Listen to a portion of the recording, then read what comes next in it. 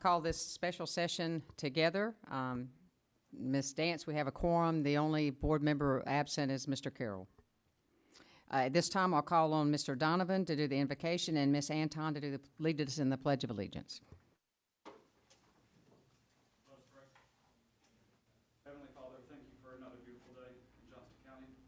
I pray as we continue with this meeting that you lead and guide our decisions and conversations with our principals to be in your glory. Please continue to provide a hedge of protection around our kids and students and teachers and staff. It is in your name. Amen.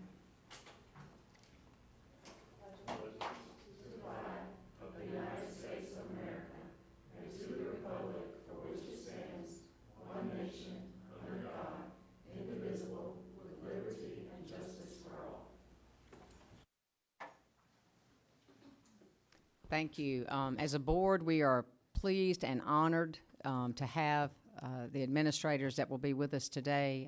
First, let me say how much we appreciate your hard work, and we look forward to just hearing more from you and your the role that you serve as helping our students and staff as we move forward academically and in all other areas. So, do I need to just turn it over to you, Dr. Thomas? Okay, I'll turn it over to you at this time, Dr. Thomas.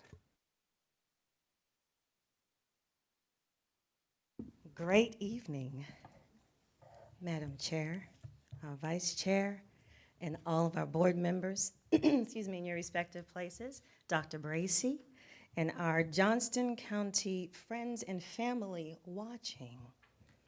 We are so happy to be convening on this night, and thank you for taking the time out to make this happen. It is important for all to see the support that is provided to our schools, no matter how they're performing. And this evening, we've come together just to hear from a cross-section of our schools in the district as we work towards our goal by the end of this school year of, let's get this, meeting or exceeding this goal, 100% of our schools earning a school letter grade of A, B, or C. We are really close, and so much closer than when we started out a few years ago. According to the general statute, which is the purpose for us being here as well, this general statute 115C, in order to improve student performance, school improvement teams excuse me, at each school has to develop a school improvement plan, and the local board of education shall accept or reject the school improvement plan. And so we have 6 schools that are designated as low performing by the North Carolina Department of Public Instruction. They are submitting their plans, and that's what we're here to hear on this evening. Also, the board is going to review to ensure that these action plans actually address student proficiency, growth, and most importantly, result in improved outcomes for every student attending these schools. Upon completion, we'll come back together on the 10th, which will be next week, for the board approval of the plans. Here's our presentation format. Each school will come up in the order that is designated for 8 to 10 minutes. We're hoping to actually have each principal present in under 8, only because there's so many things going on. You know, we have at Triple S, we have some homecoming happening this week, and we also have academic parent-teacher night at other schools, so we want to get them back to where they need to be. So they're going to do their presentation, take the first 8 to 10 minutes, and then once they've gone through sharing their goals, data, strategies, they'll share the district support celebrations. You'll have another 8 to 10 minutes just for your inquiries. Maybe you have some wonderings, maybe something wasn't clear, just anything, or you just want to celebrate the schools a little bit more. We don't mind that, right? And so you'll have that time, but we're asking if you could hold those until they're done presenting, because they might respond to the question before we get to the end, if that's all right. All right?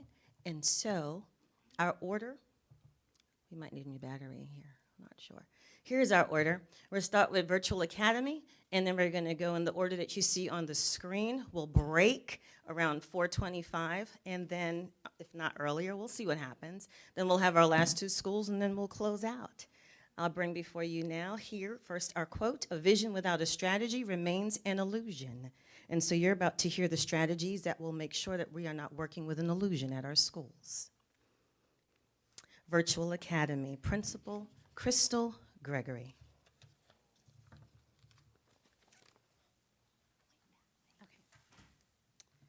All right, good evening, board. A little shorter than Dr. Thomas, and so I'll adjust that accordingly. Good evening, Madam Chair, board members, Dr. Bracy, district leadership, and my esteemed principals. I'm so glad to be here to share with you a little bit about Virtual Academy this evening.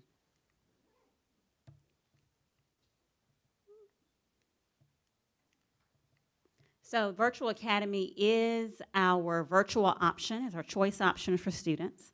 We have about 350 students enrolled in JCVA this year, and they are with us for a variety of reasons. We are an incredibly diverse school, diverse population, but we know that kids come to JCVA for lots of different reasons. So our goal, as Dr. Thomas shared, is that we will meet that 5% increase in our 9 to 12 programs. And so we're going to move that Math 1 from 20% to 25% proficient, Math 3 from 18.3 to 23.3% proficient, Biology from 23.4 to 28.4, and English 2 from 37.5 to 42. Our goal is a little bit more aggressive in our 3-8 area, and so we want to move and increase by 10 percentage points in 3.8. How are we going to do that? Here are our strategies that have already been shared with you. But to summarize, we want to identify our students who need MTSS interventions and support those students accordingly. We want to communicate all the time with our families. We're using Rooms, Canvas, Links Express, which are the weekly newsletter that comes out every Sunday at 5. Our teachers are also using the AVID strategies like the rest of the teachers in our district and participating in JCPS professional development. But because we know that virtual is a unique environment, we're also providing virtual instruction and virtual professional development specifically for our teachers, because it does take a different set of skills in order to deliver that instruction. We also are conducting weekly instructional walkthroughs, and our PLCs are meeting weekly, but they're also having very specialized meetings after their benchmarks that are local and state to review student data. Our second goals are around subgroups. The subgroups that we've identified needing support are our English language learners, our economically disadvantaged students, our Black students, and our students with disabilities. Again, we are embracing that goal of 5% and hoping to move each of those subgroups at 5 percentage points. How are we going to do that? Again, we have strategies that we're implementing for our goal 2. We are utilizing the resources such as Spire for reading and math instruction. We have built in a school remediation block. That's something that's new to our students, something we had not done before, so we have that rhyme time built into our schedules. We will also oversee, or we have MTSS leads that are overseeing the MTSS processes and ensuring that they're done with fidelity school-wide. We also are having our data analysis meetings and instructional planning meetings that take place after our major assessments. Our goal 3 deals with our SEL, our social emotional learning. Again, we're hoping to reach this change by 5 percentage points. And the 2 areas that we are primarily focusing on are the sense of belonging and student engagement. Those are areas that were identified in our panorama data. And so teachers will incorporate our district SEL calendar that was developed by our district into their morning lesson and meetings. We also are having a consistent review of our panorama data to determine where we are and where we're going. And then we will also implement a school-based mental health resource that we've partnered with Dr. Allen in her office. The district support that we're receiving, again, is the MTSS district support. And they're providing very specialized training for our MTSS leads in each grade span. We also have where the district is working with those leads to implement the standard treatment protocol that's used in all the other schools. We're also using it at JCVA. And then we're also getting technology support and professional development around AI, because it's so important as we are working with kids in a virtual environment. They have to understand, and our teachers have to understand AI and that use, how we're using Canvas, and the class.com platform. We've changed to an entirely new platform for our students to increase engagement called class.com. It is wonderful, and so our teachers did need support on how to utilize that platform. And while I've talked about the areas that we do want to have shifts, we also have some things that we are celebrating for 22-23, and those celebrations are that 100% of our Math 1 students in grade 8 were proficient. We moved that from 47.4% proficient, or 52.6% proficient to 100%. It was up by 47.4 points. We strongly attribute that to good teaching. Again, you know, we have 350 students in our program, and so we have really worked hard this year to ensure that those kids are getting live instruction. Most of our kids are receiving synchronous instruction every day. We're also celebrating the fact that our performance composite in every area increased, but we also saw that it increased by 12 points. We met or exceeded our long-term goal within our subgroups, and we grew in most of the SEL areas for our staff, students, and families according to our 22-23 comparison. I hope I did that in 8 minutes, but it is now your time for your questions and wonderings. So our Math 1 students in 8th grade are doing great, and I see your target for your Math 1 is primarily your Math 1, it's obviously your Math 1 that is. Not in that group. It's the high, well, they're 9th through 12th graders. Yes. Right. Yes. Because it looks like your 8th graders are passing it. Yes. Another question, your MTSS, I'm just curious, how are you providing MTSS? Is that extra time after or are you doing it during the school day? So for that remediation, Yeah, we have yeah, a block. When you get to tier 2 or whatever we're doing for extra. Right, so we're Yep. using that remediation block in order to provide those, but then the other supports are being provided during the instruction, during class. Those strategies, it's a train-the-trainer model, so those strategies that our leaders are using, they're helping our teachers implement those in the classrooms. You mentioned, Go ahead. you mentioned they're getting synchronous instruction Absolutely. almost every day. Yes. Do you have, I know that every student's going to be different, but do you have on average a time that how much synchronous instruction they're getting on So a daily basis? the easiest way to explain it is that about 80% of our kids, maybe a little higher than 80%, are receiving synchronous instruction every day. We've communicated to families that the JCVA model is a synchronous program. So for the kids who were, or students who have proven themselves that came to us, you know, grandfathered, then those students are using Edmentum.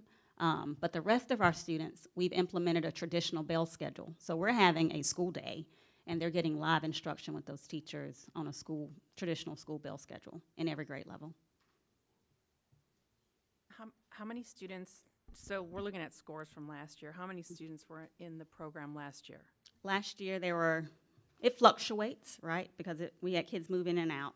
But I think at the height, before I got there, there was something like 700 students at virtual. So why did we cut the program in half? That was a board decision as far as I understand. We shifted. We provided most of that instruction. Many of those kids were asynchronous, but with our synchronous model, we're utilizing a organization that uses the teachers that we have on staff.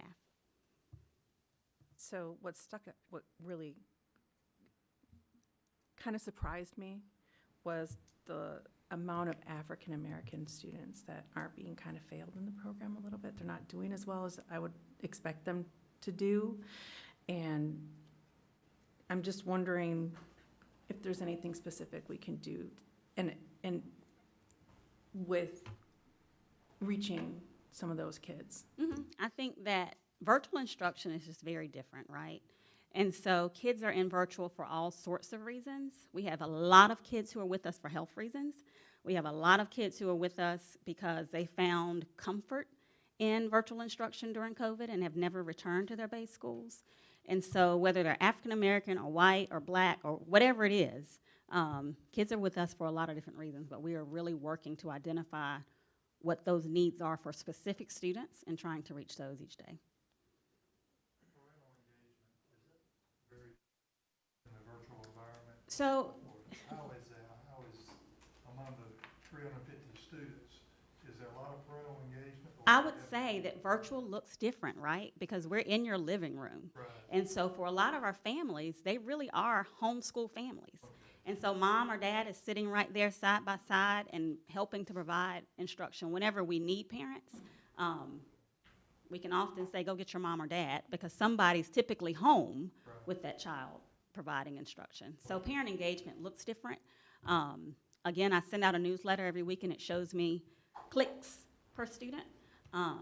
And our parents are reading it, they're getting the information that they need, and so it just looks different when it's virtual. They would want to meet you face to face, they have. They meet me face to Okay. face. They know exactly where to find me, so yes. So you're going synchronous, so you're live with them every day. So, and you're talking about some of these kids have special needs, they have medical needs, so they may not be able to be in class every day. When you're meeting, are we still providing some asynchronous type We of? do. So we gave students the opportunity to apply for asynchronous instruction, but our goal is to make sure that every single kid in virtual is college and career ready when they finish with us. And so while we work really hard to ensure that that child is engaged on every level, we do know that virtual instruction may not be for every student. It takes a very different subset of skills to be successful virtually. And I think, along to what Ms. Antoine just said, the students with disabilities can be such a wide range. And I guess my Absolutely. question is, how are we meeting that wide range? So Because I'm looking at this, what is 12%? we're about 12%. Mm-hmm. I mean, that's extremely low. But I mean, how are we meeting those students with like Ms. Antoine said, you got some that are medical, you got some with all kinds of, I'm assuming we have a wide variety of EC students. We do, but we also have a variety of EC staff. And so our school is staffed the same way the other schools are. And those EC teachers are meeting with students. They have small groups they pull in. For some students, we've said, your needs are great. You know, we had a second grader who we did not have the resources to meet their needs. And so they have chosen to return to their base school. And, you know, because they needed an inclusion classroom or a SED classroom. Ms. Gregory, talk a little bit about the on-site facility at Smithfield Middle School and what we could potentially use it for to bring these grades up. So we are using our facility at Smithfield Middle. So we have days where kids can come in and get extra support before and after school. One of the other changes that we made for our teachers is that we do require them to come on campus about 3 to 4 days a month. And so that wasn't the requirement before, but we are asking teachers to be available to meet with students, to meet with them one-on-one. You know, if they need to meet after school or before school or during that remediation time, to truly put their hands on the instruction with those students, they have the ability to do that. And we do have those classrooms available at Smithfield Middle. Last thing for me, is there anything that you would need for your school or you want for your school or something maybe like on a wish list in your mind that we could do for you or that the central office could do for you that would help you achieve those goals? Yep. I think that, you know, I ask a lot. When I need support, I don't mind reaching out. Now's the time. One of the things that we reached out for was class.com.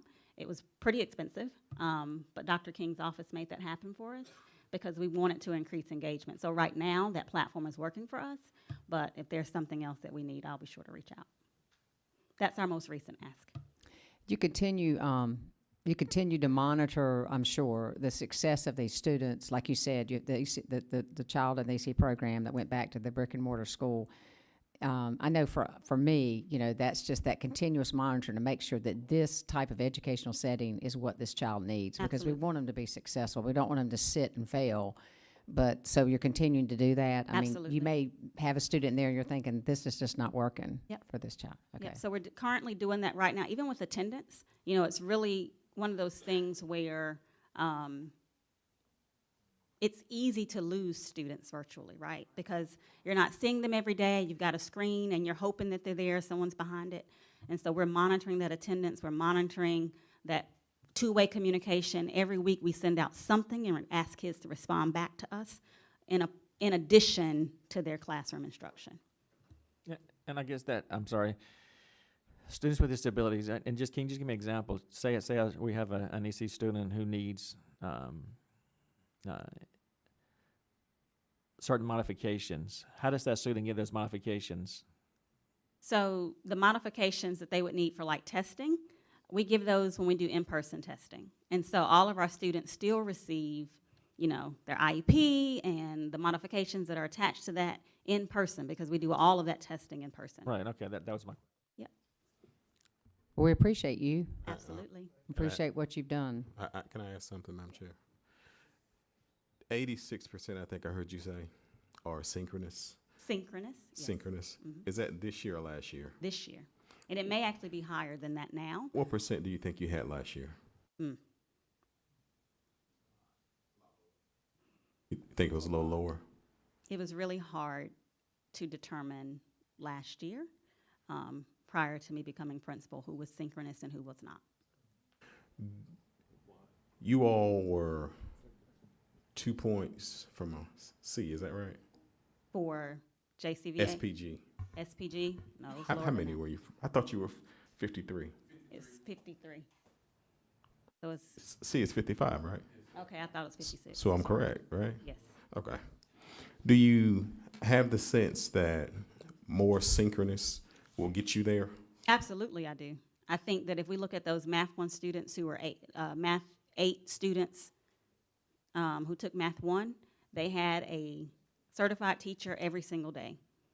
Those students were successful. We know that good teaching matters, and so we have made sure that our kids are getting those teachers in front of them every single day on that bell schedule. And my last question, I think, why do you think 3 through 8 performs higher than high school virtually? We had really good processes in 3 through 8 last year. I will not hold, any secrets. Ms. Wright is my right hand, and she did a amazing job in 3 through 8 last year of holding those teachers accountable to really good instruction. Most of those students were synchronous last year. They were not asynchronous. We saw most of our kids who were asynchronous in the high school program.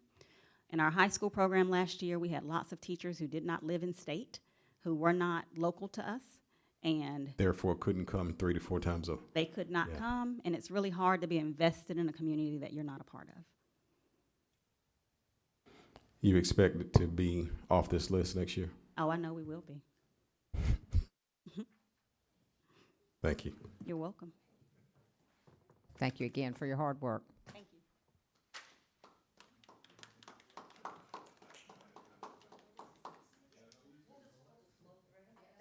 Yeah, so I won't announce everyone, but the next principal that we have is Principal Dr. Dana Jernigan, and she'll be followed by Principal Baker, followed by Principal Sawyer.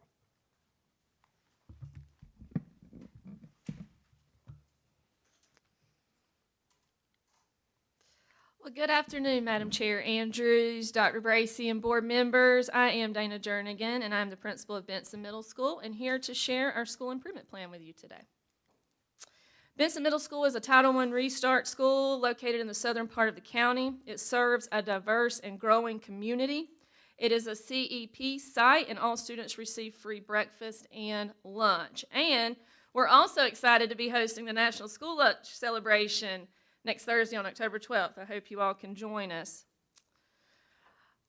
Our overall achievement goal is to be a C by the end of the year, with a 5% increase in overall proficiency and an average increase of 7% in the tested subjects listed. How will we do this? Powerful PLCs. With vacancies and coverages for classes for the past 2 years since COVID, our PLCs were not as strong as they were pre-COVID. We've worked hard on our master schedule this year to ensure PLCs are not impacted because of a vacancy or a teacher's absence, and will include our instructional coach, the core content teacher, the MTSS interventionist, and the EC teacher. This team collaborates weekly around weekly progress monitors in math and ELA to see what core support is needed in addition to intervention and acceleration. This also allows teams to identify gaps in learning at grade level and intervene immediately in the MTS block. On Wednesdays, our students engage in classroom talks. They can tell you their MAP scores, and they can tell you their goal for their middle of the year MAP. They know their academic data, and they're creating not just the goal, but what steps do I take as a student to meet that goal. We are focusing our walkthroughs on reading to learn strategies, as reading was the only tested area not to improve proficiency last school year. Our PD plan is centered around this and area of Wicker, as well as the DOK instructional task levels. We want to ensure teachers are using a level of rigor that will allow students to make growth academically. Finally, we're using ThrillShare. I love ThrillShare. I love ThrillShare. And rooms to communicate and increase parent engagement as well as parent nights. In fact, we have our first community engagement tonight. Come on out and trunk or treat with us at 5:45. Following our homecoming game. I'm missing the pep rally right now. Playing North Johnston. Our subgroup goal is to increase proficiency in our Black, our English language learners, and our students with disability subgroup on average of 6 points. Within our PLC teams, they are specifically discussing these subgroups, individual students in these subgroups, their performance and their growth on their goals. With the EC teacher in there, and not every week like the EC teacher, but on a schedule, the EL teacher's in there, and the MTSS interventionist in the PLC, they are able to tailor support during the intervention block specifically to those students or groups of students. Our student subgroups have academic goals. They review regularly, and our EC students are starting to also discuss their IEP goals. Ask a sixth grader what their IEP goal is. Come to Benson and ask a sixth grader what their IEP goal is. And of course, teachers are participating in the PD specialized for our EL and EC subgroups. Our SEL goal is to increase student skills in the area of self-management. And this instructional focus is to identify the steps, not just saying, I want to be at this percentage on my MAP or my MVP. Well, here's the reality. What are you going to do to get there? And start having those conversations with students and reframing what it means to be successful. If I've never experienced success, I don't believe I can be successful. But if we start having those classroom talks and showing minor growth, little successes, then all of a sudden my mindset becomes, you know what? I can be successful. I can score level 3 on the EOG or higher. The SIP voted to use School Second Steps as a SEL curriculum, and the students engage in this on Wednesdays. We call them Wellness Wednesdays. And in that intervention block, they do the assignment from the SEL curriculum. It assists with setting goals, one of the main reasons we liked it, managing emotions and positive relationships, which are all over the place, especially by 7th grade and middle school. We use panorama data to monitor this program, and all of our teachers will participate in mental health training. Okay. District, how have y'all been supportive? You've been very supportive. Financially, the recruitment and retention bonus helped us fill vacancies, and the teacher planning stipends are helping us cover our 4 vacancies so kids aren't missing a beat. Thank you. Academically, MTSS from Dr. Thomas and Ms. Hayes. They're there helping us screen, get everything going, monitoring our program, our IQVC, I don't remember the acronym is. Delicate PD from elementary, Dr. Williams and Ms. Whittington, our 5th grade ELA and our math teachers are still getting professional development on the curriculum in math and ELA. The road shows from middle school, Mr. Bird and Dorlisa, they're coming for our ELA science and math teachers, and they're always available if we request anything additional. We also had the opportunity this year to participate in the MTSS Differentiated Support Program from DPI, and we are focusing on social emotional behavior and attendance to increase tier interventions, quality tier interventions for attendance and social emotional behavior. Celebrations, our performance composite improved to 4.5.3%. Our math proficiency increased. Our science proficiency was the highest in middle school. It grew 9.1 percentage points. And all of our subgroups made growth. So thank you for all your support. Questions?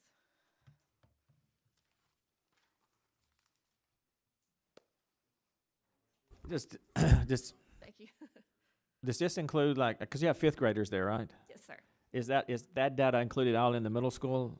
Okay, I didn't know if that was separate, if the 5th was separate, No, sir. so it's one big batch. Yes, sir. Okay.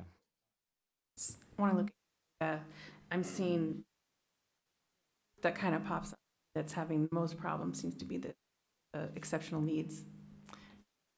My microphone's in and out, so I'm sorry.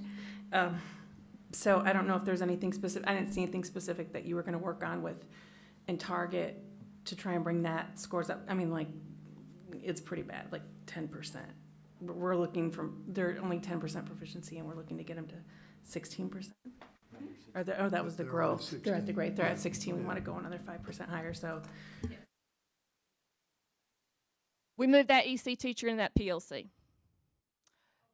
Yes, yes. So before EC teacher comes into class, they might have had a conversation about the content the teacher was teaching, but we've not had a conversation about this kid scored this, and this means this, and their IEP says this, so what do we need to do to work with that kid? So that's where we're targeting our EC. Yes.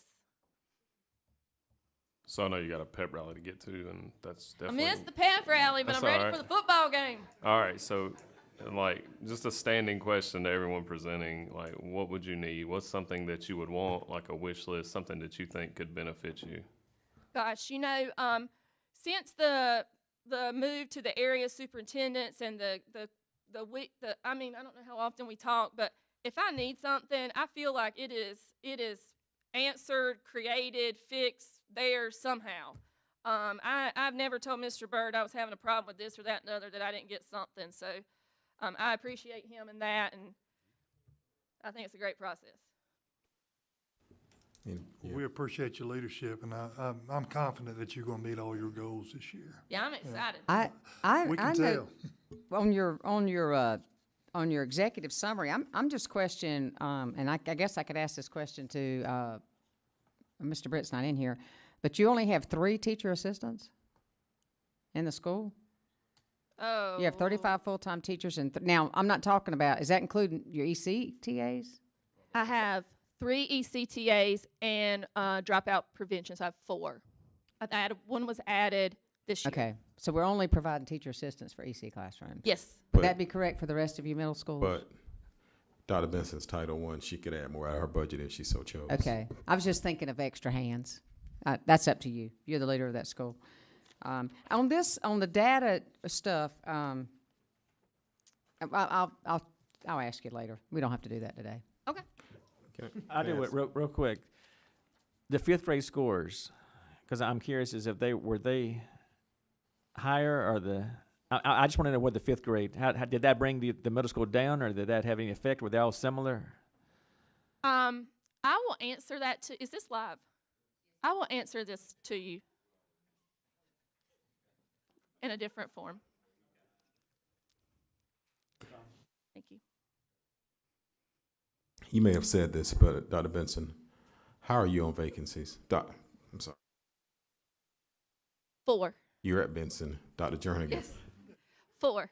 It's okay. I'll answer to anything. Miss. Hey, Miss. Dr. Jernigan. From Plainview. From Plainview. Yep. Yep.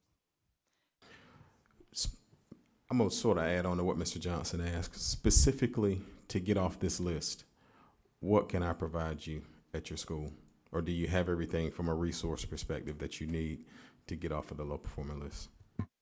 I feel like at this moment, I mean, there's always tomorrow and different opportunities, but I feel like at this moment right now, with the coverage that we have in place, our kids aren't missing quality instruction in the vacant areas.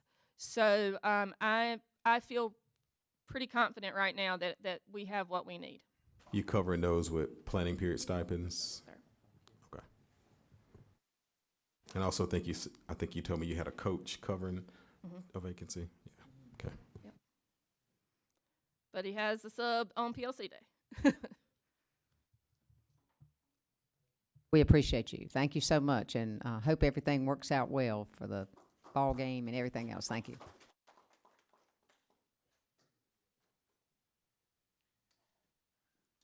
I also used to live at one point in time close to the hollering capital of the world. And you have roads named of the universe. The Jernigans have some roads down there. You lived in yes. Sampson County? My parents did for about 16 or 17 years. So I was graduated already, but every once in a while I'd make my way down there. My mom's from Selma, so I'm very happy to be there. If y'all just let me make sure this is, where do I need to point? Thank you so much. I bet you she turned it off to trick me. I know. Can he figure out the clicker is the test. I've got it. Okay, I passed that one. But it is not going the opposite way.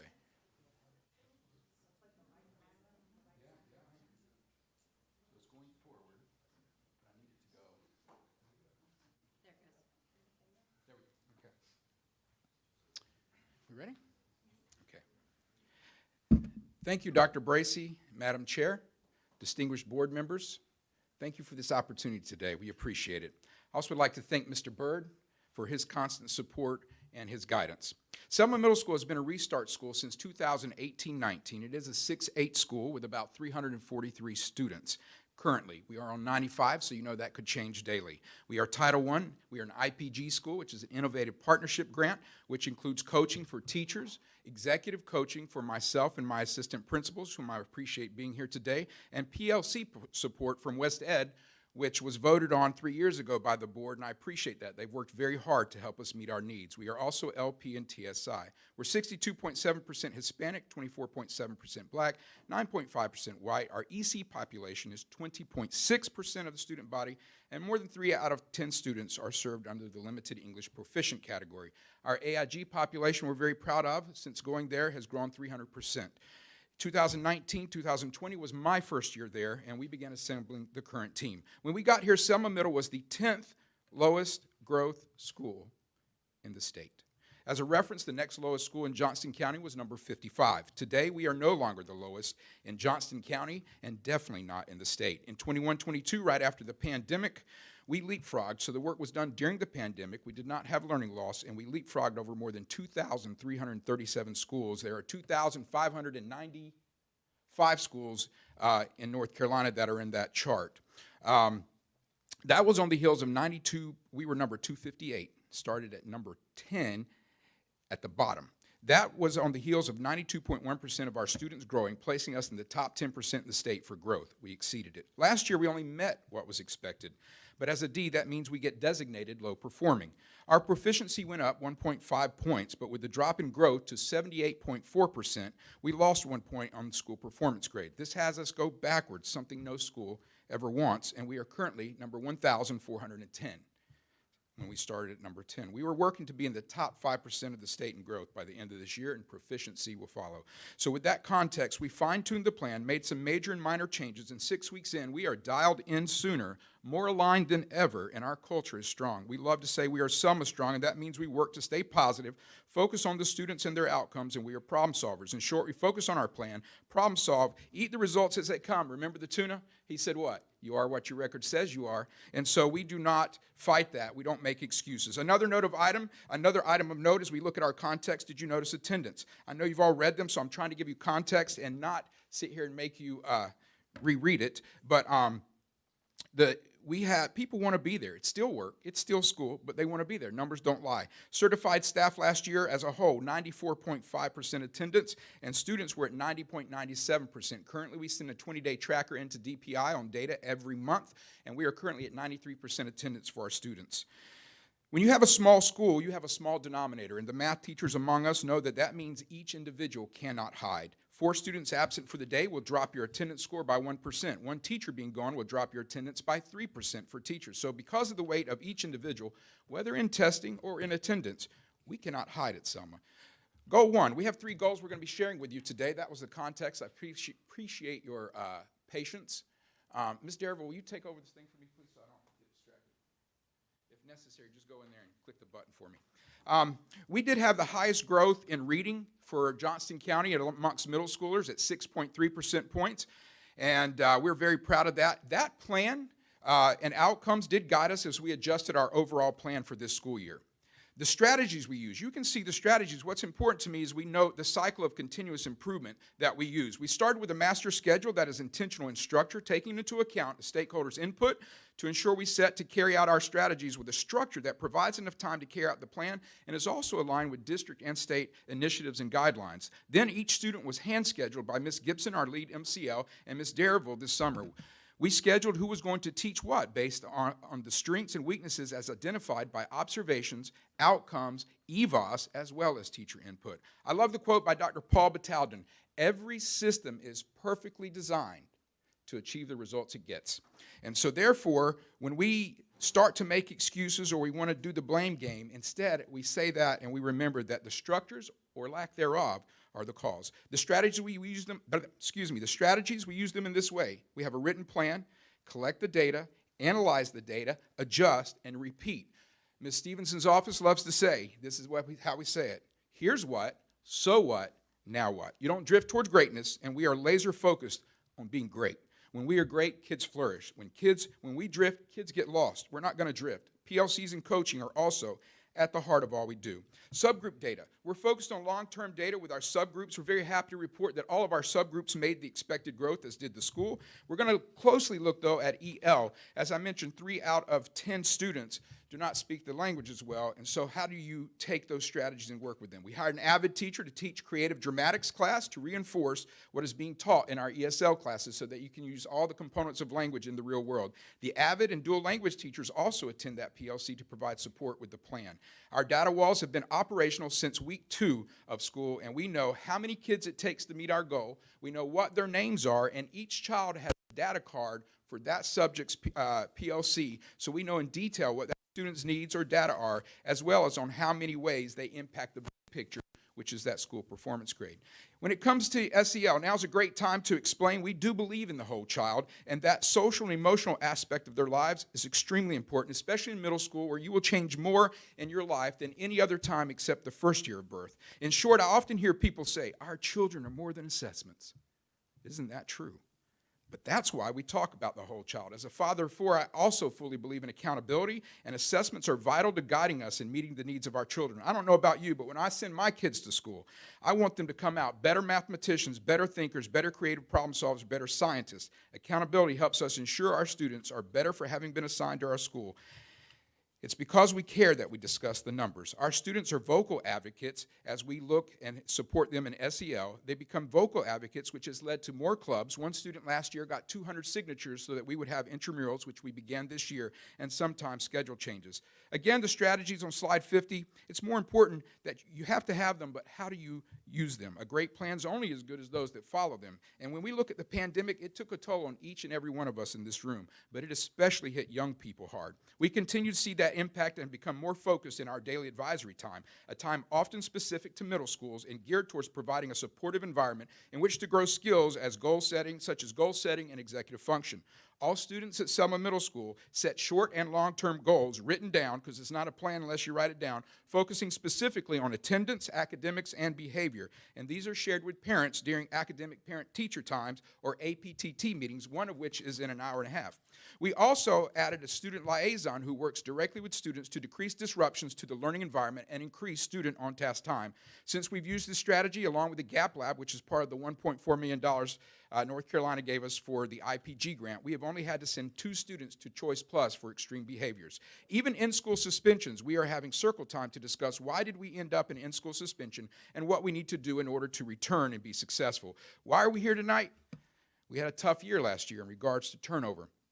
And this had a direct impact on institutional knowledge and know-how. There was a reason for that turnover, ranging from 3 retirees, 3 J1 visas expired, 2 went to chase the high school football coaching dream, and 1 who drove over an hour to get to school and has young children found a job 5 minutes from home. The institutional knowledge and procedural know-how was not mitigated enough, and I shoulder that responsibility. As a small school, that was 1/4 of our teachers. No excuses, it was tough. However, we are doggedly determined to meet our superintendent's and your expectation of every school being a C by the end of this school year. We've only had that turnover once in 5 years. We did not have it at the end of last year, and in fact, we had to make cuts last year. So we're back to 100%, and we are hungry. Crucial district support. Please know that not every district, I've been involved in many things, including I was part of the Access Fellowship for DPI. I was invited to be part of that. 4 Restart principals met for a year with all the charter school, well, not all, but certain charter school principals to build capacity.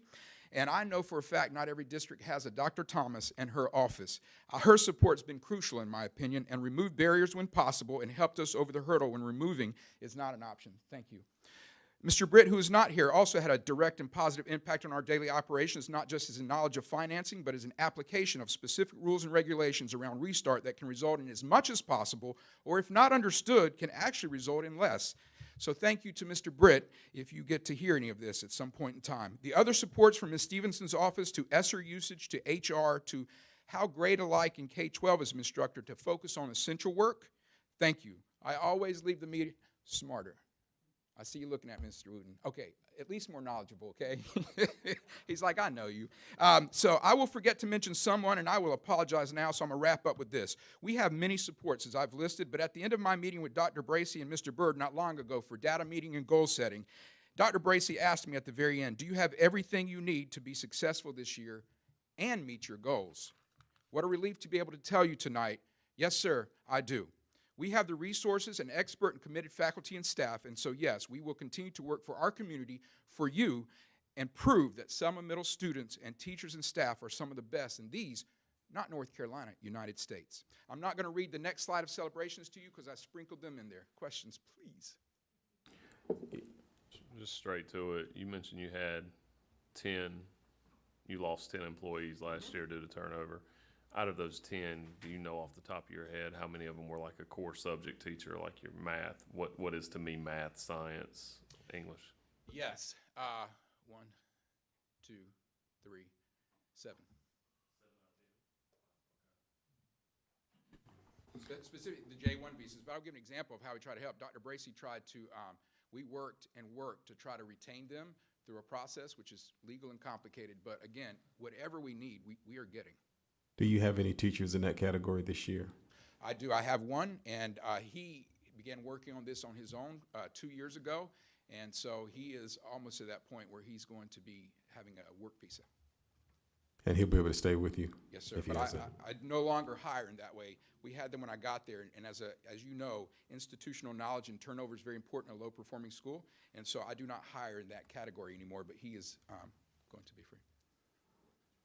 Yeah. No, go ahead. Okay.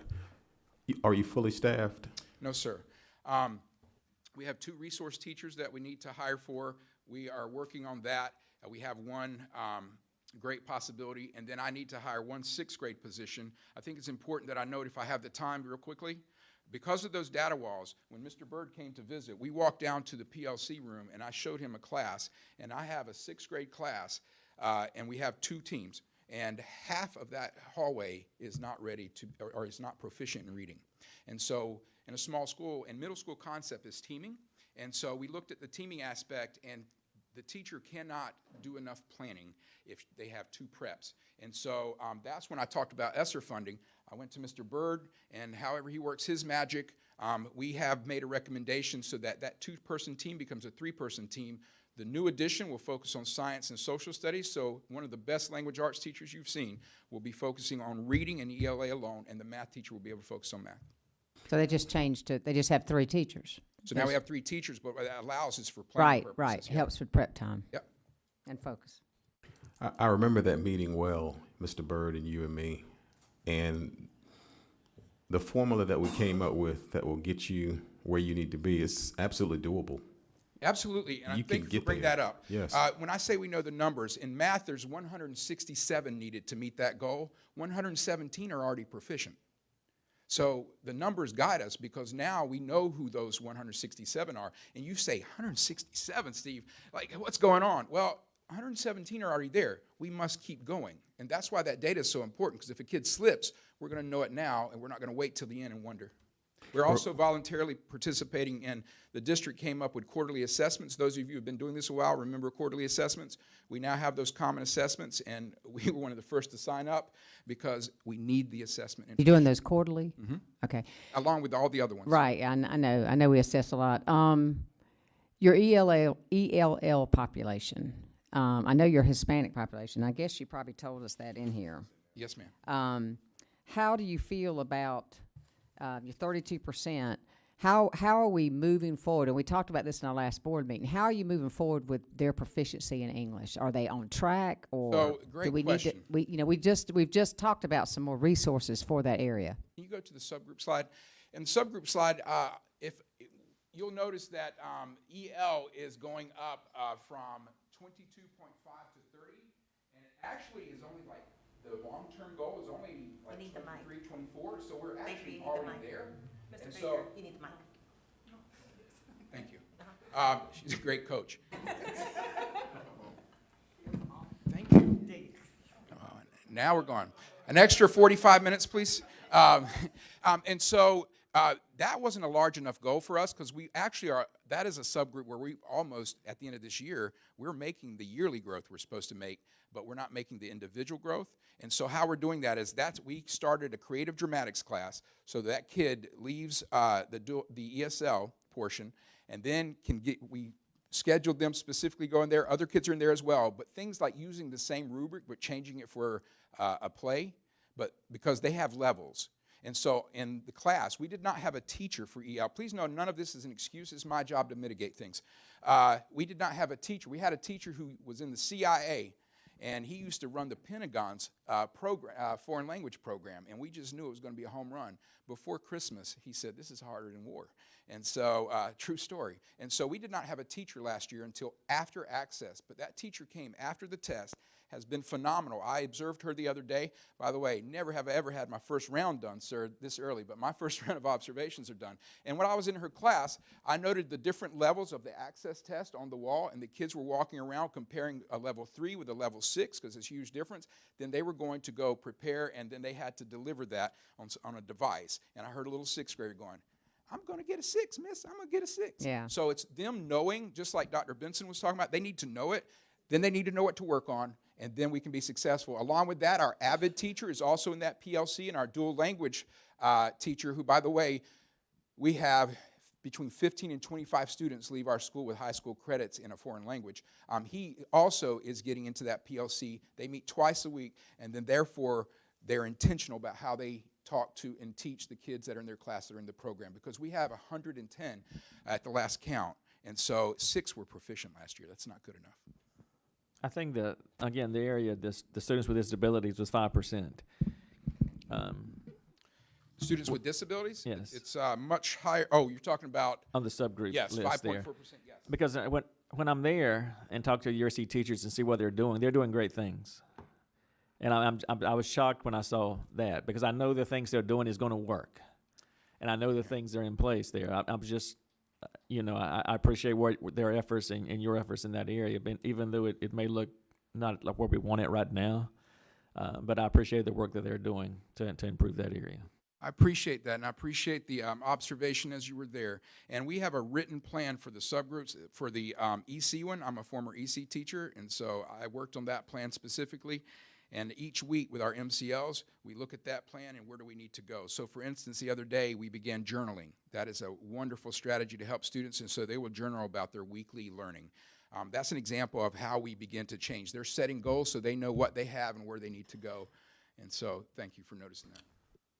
Okay. One more for me. Talk about the role that interim assessments play and will play in getting you off the list into at least a C. And I'm speaking about formal ones, MVP, things like that. For me, the role that they play, and I heard you say a lot, and I got to say I'm down with all of them. Because they each can do a little bit different. So there's some looking for skills gaps, some are looking for, you've taught the standards and now did the child learn it. But why it's so essential is if you wait till the middle or end of the year to address those deficiencies, it's too late. So with every assessment, those data walls, you'll notice in there 50% is a rough estimate where we need everybody to be to move on up. And there's 80-20 with growth and proficiency. But those cards, when assessment's done, the teachers meet in there with the PLC, and it's written on the card. They will move that child up or down. If it's down, that's when we come into target tutoring. And so we will have target tutors working with those individuals who are not responding to the in-classroom instruction rather than just saying, I hope you do better next time. We also have, our MTSS is very strong. We have two 40-minute win classes. One of them addresses deficiency, one addresses content. And so that's where we get the target tutoring done. We also have target tutors with AVID. And just changing gears, I know in the past, prior to your arrival, the parental involvement, it was minimal. And I was just wondering, what's the current status of that? And without formulating a question, just to be direct, how many parental members do you have in the PTA currently? So we partner up with the Lions Club, and we don't have a specific PTA. That's what was presented to me as something they wanted to work on. In terms of volunteers, I can talk about volunteers. Ms. Vargas has taken on one of the roles from IPG for our parent liaison, And we went from having about 5 volunteers to last year at the end of the year we had 77. And we're already at 20-something this year. We switched systems over, so some that had applied to one went to the other now. I can tell you we set a record at our last APTT night for families. We had 79 different families, but hundreds of people there. And so one of the things we've done, like tonight, after we started scheduling after gaming, we have a food truck. Our families loved the food truck. And so, they're paying, and they just wanted to be able to have supper and then go in. So we see the involvement increasing, and it's real involvement. It's not, I showed up, sold some cookie dough. I promise this is my last one. Oh, I eat this. I'm good. Let's go. Well, some of the conversations Ms. Stevenson and I have are about the testing window. Mm-hmm. Do you think it's too wide? Should we think about narrowing it a little bit? Do you think that sometimes they bump up against one another for MAP and MVP? That's what we found last year, and our students have become very vocal with us. And that one time, I think you remember the one that dropped so drastically, and we asked the students, and they said, because you test us too dang much. We go into Christmas, we come back, we go from one test, we go to the other. Also, we did testing work. At the end of last year, you will not believe this, I've never seen it. We had almost three-quarters of our students still testing when time ran out. And we looked back over the year, and we so badly wanted them to engage and learn that we don't believe in like handing out Tootsie Roll Pops, because this is about you. That's why you goal set. And they began to believe in that, and I never dreamed that you would have that many kids still testing when time ran out. That's why we retested so much. We went up many percentages from retesting. So this year, it's tighter for us.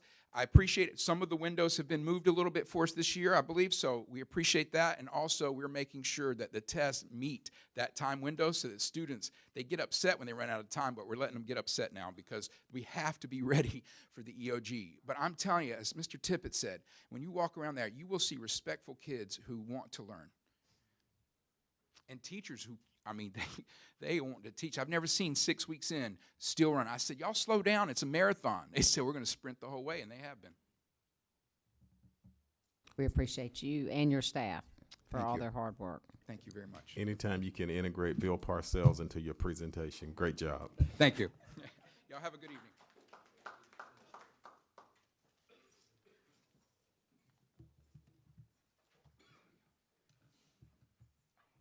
Thank you. Good afternoon, Madam Chair and board members, Dr. Bracy.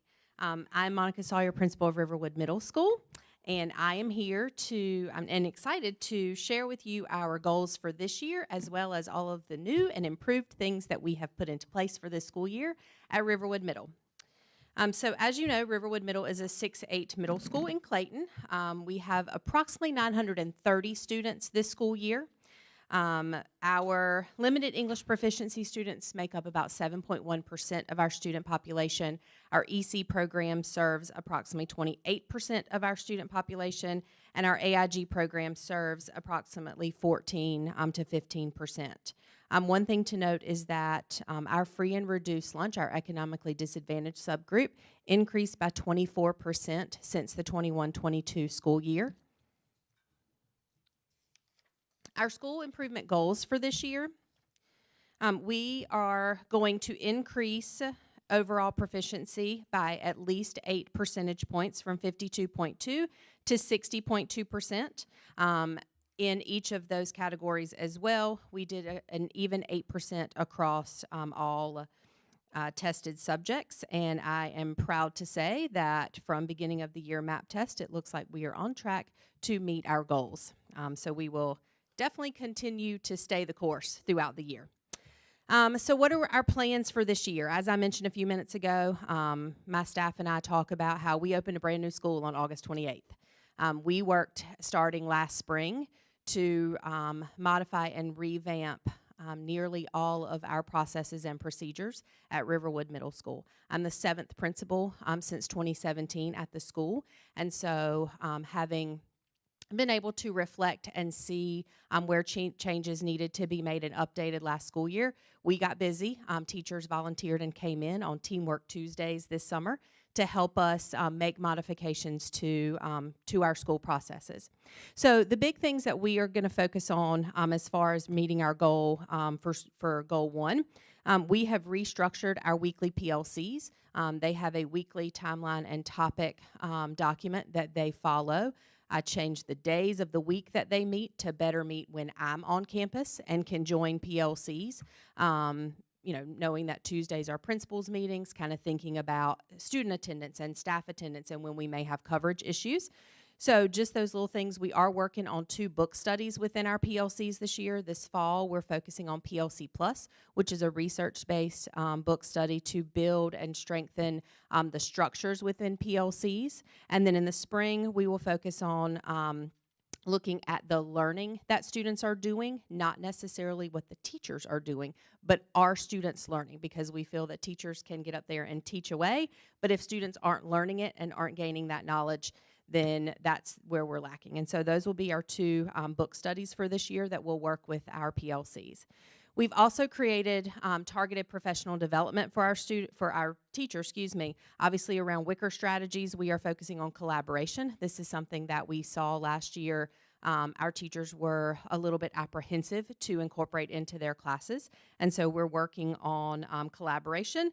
But we see all Wicker strategies being used in our classrooms as we're doing our walkthroughs this year. We've restructured our monthly staff meetings so that our staff meetings are not informational, that can be sent in an email because they can read emails. Our monthly staff meetings are focused on professional development for our teachers, focused on Wicker strategies and instructional strategies that they can take and put into their classroom the very next day if they want to. We are doing goal setting with all of our tested subject teachers and our students. So we'll have PLC goals, individual teacher goals, class goals, and then student goals. And those for our MVPs benchmarks that will be coming up. We updated our master schedule for this year. We made changes to our entire master schedule. Each grade level is on a little bit of a different bell schedule this year. So instead of having 950 students transitioning at one time in a middle school, they all transition at different times. It's a little crazy to figure out when bells are ringing because we can't hear them school-wide, but we've seen tremendous improvements with making that tweak to bell changes. In addition to that, we've allowed for 80 minutes of PLC time for teachers, so they have an 80-minute planning period each day, so they're able to spend longer time with their PLCs to really get in and do the work that needs to be done. And then we have a 35-minute air time. And during that time, our teachers are focusing on differentiated small group instruction, whether it's acceleration, it's intervention, or remediation. They have students in their classes that are working in those individual groups, and so they can go back and reteach if they need to. They can accelerate and push students forward if they are being proficient in the classroom already. And then obviously we're doing administrative walkthroughs using artisan teacher feedback and providing that feedback to teachers. Goal 2 is for our subgroups. Our 2 subgroups that were identified are students with disabilities and our EL students, and so we will increase those percent proficiencies by 10% in each group. And I will note that we did meet growth in both of our subgroups last school year. Again, our strategies for Goal 2 are adjustments to our master schedule. So for our EC students, we changed how they receive their services.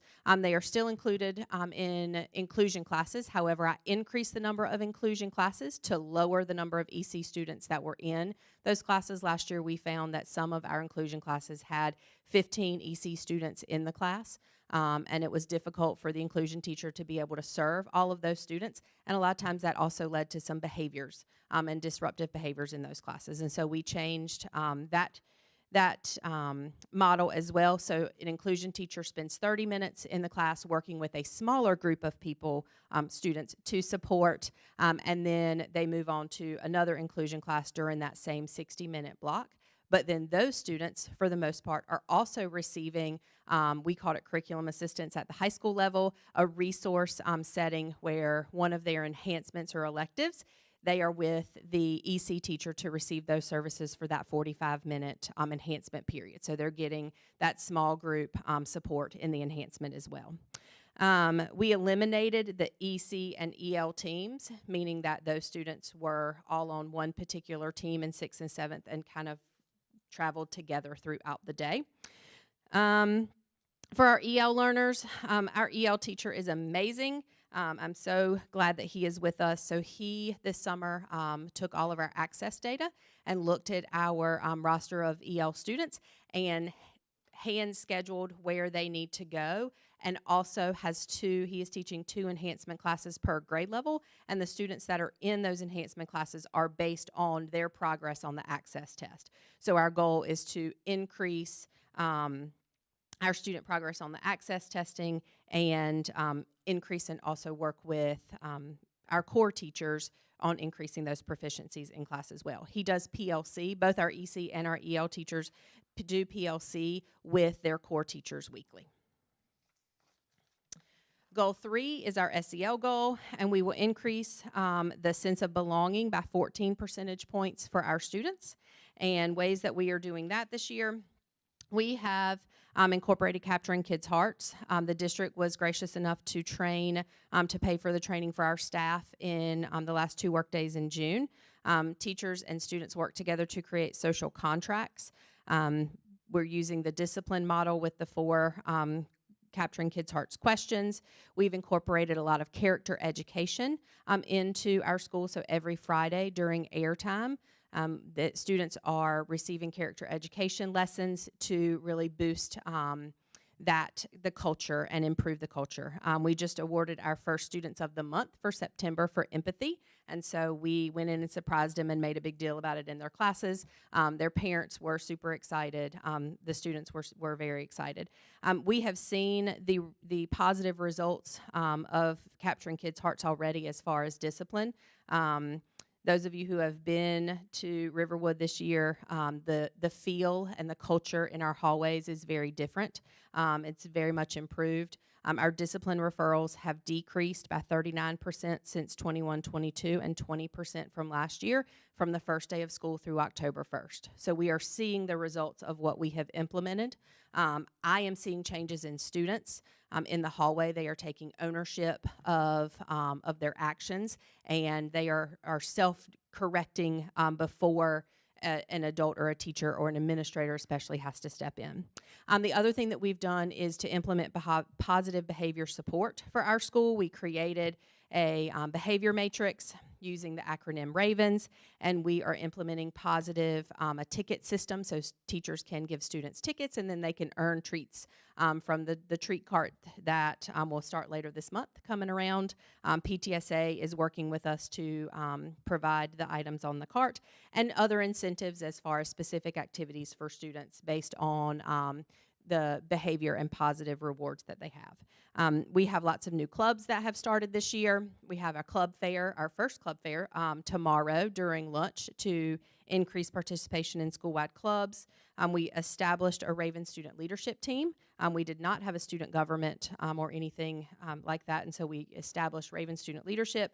And then we encourage everybody. We've done Raven Spirit Fridays. I actually got this from Mr. Brewington when I worked with Mr. Brewington a few years ago, and so everyone wears either Riverwood clothing or orange, teal, gray, white, or black on Fridays, and so we share our school spirit together.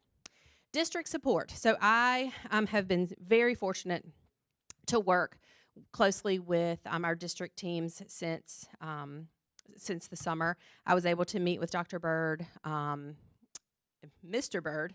You like that, Bird? I just gave you a new degree. Okay. Mr. Bird, Dr. King, Ms. Kuykendall, Ms. Stevenson, Ms. Dorlisa Johnston, and then all of our ELA and math teams.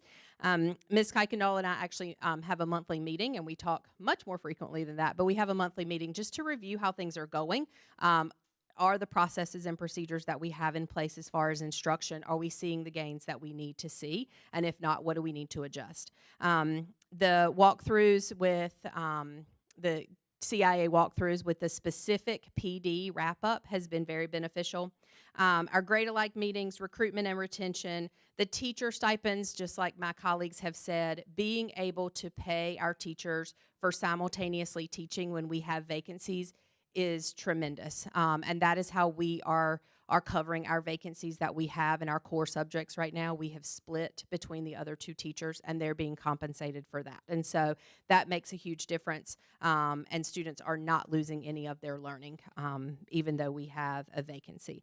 And then, obviously, like I mentioned, paying for Capturing Kids' Hearts, and the allotment of our 3rd assistant principal, Dr. Bracy, bless you, thank you so much for that. It makes such a huge difference on a daily basis. I am able to get into classrooms and to be in PLCs and not to, have to do assistant principal duties. I'm able to be the principal and to focus on that instructional piece. And then lastly, the district has approved for me, and I was gracious enough to be accepted into the NC Papa Early Career Principals Academy, professional development, so I can grow and learn as a second-year principal as well. Celebrations, I mentioned that we met growth. We have been able to hire experienced teachers. Teachers have transferred back or have transferred to us this school year. We do still have 5 core vacancies that we have not made recommendations to HR for, and so we are still constantly looking for that. But as I have shared, I'm looking for highly qualified teachers who can step in and teach our students. So that is what we're looking for. So increased parental involvement. Our PTSA was reestablished last year, and we have a great PTSA who is supporting all of the new things that we have put into place. Again, we've done a lot of focus on SEL. In response to some bullying allegations last year, we created a Safe Promise Club that our students run. It's out of the Sandy Hook Promise, and it focuses on keeping all students safe in schools. We worked with the Post Center to provide a program at night to educate parents on what is bullying, because most of our bullying is also via social media. So we educated parents on, what does that look like? Keep track of your students' social media and things. So I think I am done. I just got a quick question on the EC population. You said you're doing 30 minutes inclusion, Yes. and that's for reading and math. Yes. 30 minutes for reading, 30 minutes for Yes, math. sir. Mm-hmm. And I guess the 45 minutes is coming. You're doing a curriculum assistance class in the place of is that taking the place of an elective that the kid would do? Mhm. Is It that counts as one of is that their where we're getting electives. that time in? Yes, sir. Okay. But if I'm in that, does that mean I can't be in the band? You can still be in the band because Okay. students have 2 enhancements every day, and they change at the semester. So you could do your EC curriculum assistance and band all year long, or if you wanted to do your EC class and art and AVID, or not AVID, career investigations, you could do that. So we Okay. still left So that for what students. are your block with 75-minute classes? So our core classes are 60 minutes. Our enhancement classes are, the block for enhancements is 90, and the actual classes are 45. So they switch halfway through Switch that halfway 90 through. to give core teachers that longer planning. You came into the school last year, it was your first year, and I don't know if the board knows how many vacancies and how many new teachers you were faced with, so it was a very challenging year. And I just have to commend you on the job that you have done, trying to put things back together. First thing you did was draw up a discipline plan. You've executed on things well. The scores may not be what we wanted to see them, but I'm glad that you have put a plan together to address everything. My main concern when I'm looking at everything that we have here is that math score, that math piece. And I don't know, I didn't see anything specifically directed at that, but if you can elaborate. Absolutely. So our math scores last year were definitely much lower, even in Math 1. We did end the year with a vacancy in Math 1, and so Mr. Baker graciously shared one of his Math 1 teachers with us, and she was able to teach virtually. Not the ideal situation, but we were able to provide that instruction to students, although we do see that it had an impact. This year we do have one math vacancy in 8th grade math, but I moved my 2 strong 7th grade math teachers up, and they are rock star teachers, and they are teaching all of our 8th grade students in both 8th grade math and Math 1. and doing a phenomenal job at that. And then we are fully staffed in our other math classes, whereas we weren't last year. For your, for EC inclusion, I'm just trying to wrap my head around this.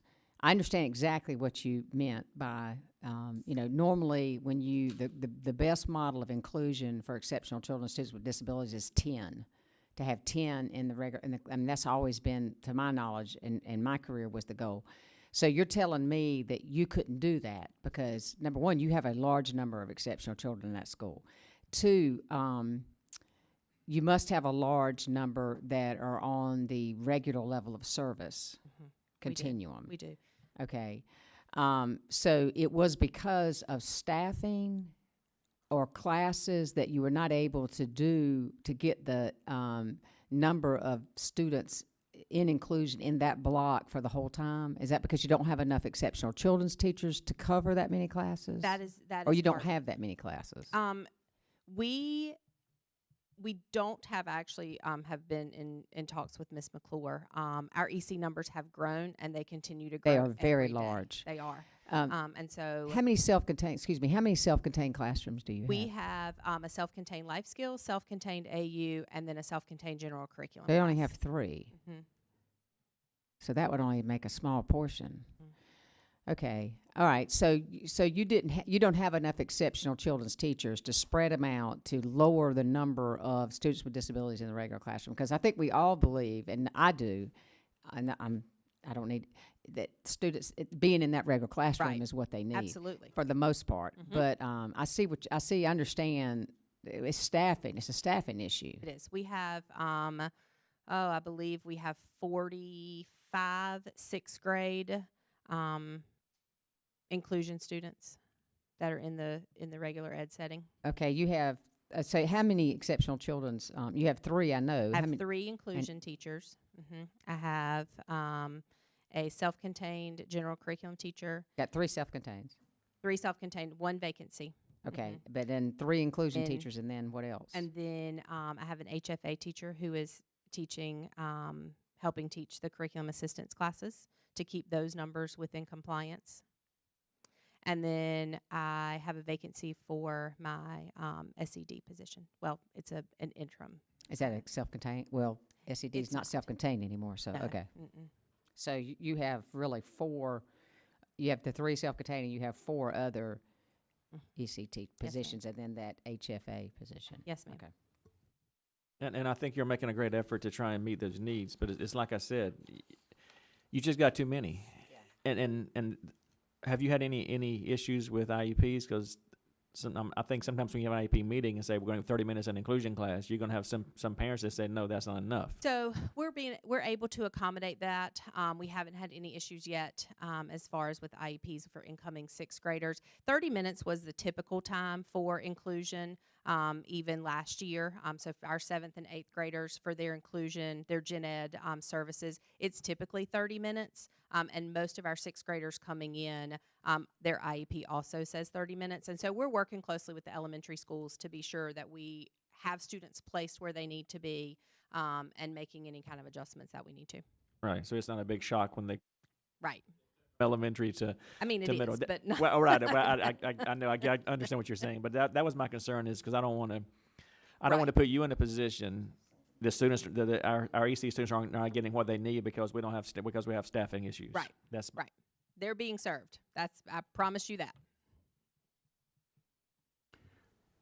Just looking at I'm looking at your goals, math 181.7 to 89.7. That seems a little low to me, the 89.7. How many classes do you have? 2? We have 4 You math have 4. ones. Okay. We have just under 100 students in math 1. I would think, and neither you or Mr. Bird can address this, if they're following that matrix, Mr. Bird, to the T, wouldn't you think it would be more than 89.7 that'll be proficient this year? I agree. I think so. I think we might have been a little conservative on our goals. That's why, I said we will increase by at least, 8% this year. I envision that we will increase, but definitely by more than that. But I think we were a little bit conservative. You said you had, I meant to ask this, I'm sorry. You have 5 core vacancies. Can you tell us what those are? So I have 3 core vacancies, 6th grade ELA, 7th grade ELA, and 8th grade math. And then I have 2 EC vacancies. And I have recommendations in for 3 other positions right now. 3 of those. Not those, 3 additional. Mm-hmm. We're- We have we're- recommendations in. Got my fingers crossed, and I'm saying a whole lot of prayers. You have you have a starting date for those yet? Not yet. No, sir. When did you recommend them? One was, I believe, week before last. Maybe 2 were week before last, and one I just recommended today's Thursday, Tuesday. It might have been first of last week. We appreciate you. Yes, We thank appreciate you. what you're doing, and appreciate you. thank you for just addressing all the situations that Absolutely. you're dealing with. We appreciate it. Thank you.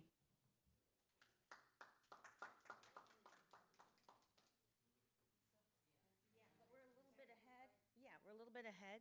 And so we're right at 4:20. If we could come back at 4:30 and start with our next group, that would be great. Thank you.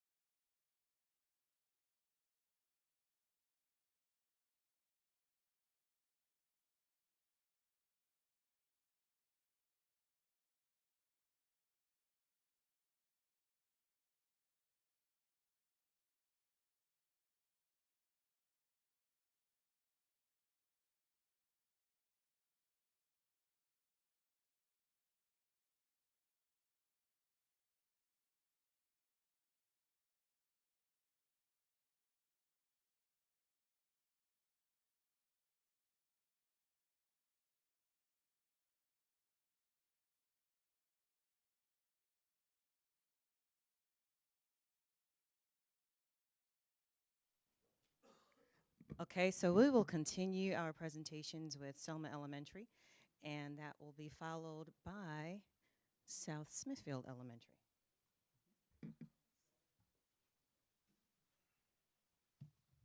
Good evening, Dr. Bracy, Madam Chair, honorable distinguished board members. My name is Maritza Rosado, and I am the principal of Selma Elementary. Selma Elementary is a Title I traditional school in Selma, North Carolina, with a well-established dual language program. Currently, our membership has spiked this year, which is it's good to have a healthy membership.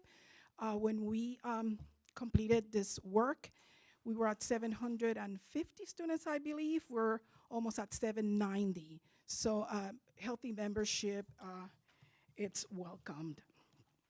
And our first goal, so just to give you a little bit of background, we met during the summer. Our Dr. Thomas and her department facilitated a data meeting so we could craft our goals for the school year. Our leadership team met, and these are the goals that we determined during that time. Selma Elementary would increase the overall achievement of students by 10 percentage points from 39.4 to 49.4. The different subject areas are outlined below. We have, oh, that's okay, that's fine. You could read, right? I don't have to go over all those numbers. You could go ahead and take a look at those numbers. Thank you, Dr. Thomas, for keeping me on track. Our first set of strategies, I'm going to summarize and just highlight some of the strategies we are implementing at Selma Elementary. One of the big ones is our PLC meetings and how we're using informative assessments, quick checks, based on MVPI questions weekly. I think that if we don't have those checks weekly, we cannot see what's going to be happening at the end, right? So this will help us determine how students are doing before they take those assessments. And of course, it'll help us determine what are the standards and the skills the students are in need. One important aspect of this is that allows teachers to see, do I need to plan for re-engagement lessons, or do I need to just focus on small group? So that's one of our big strategies this year. Another one, it's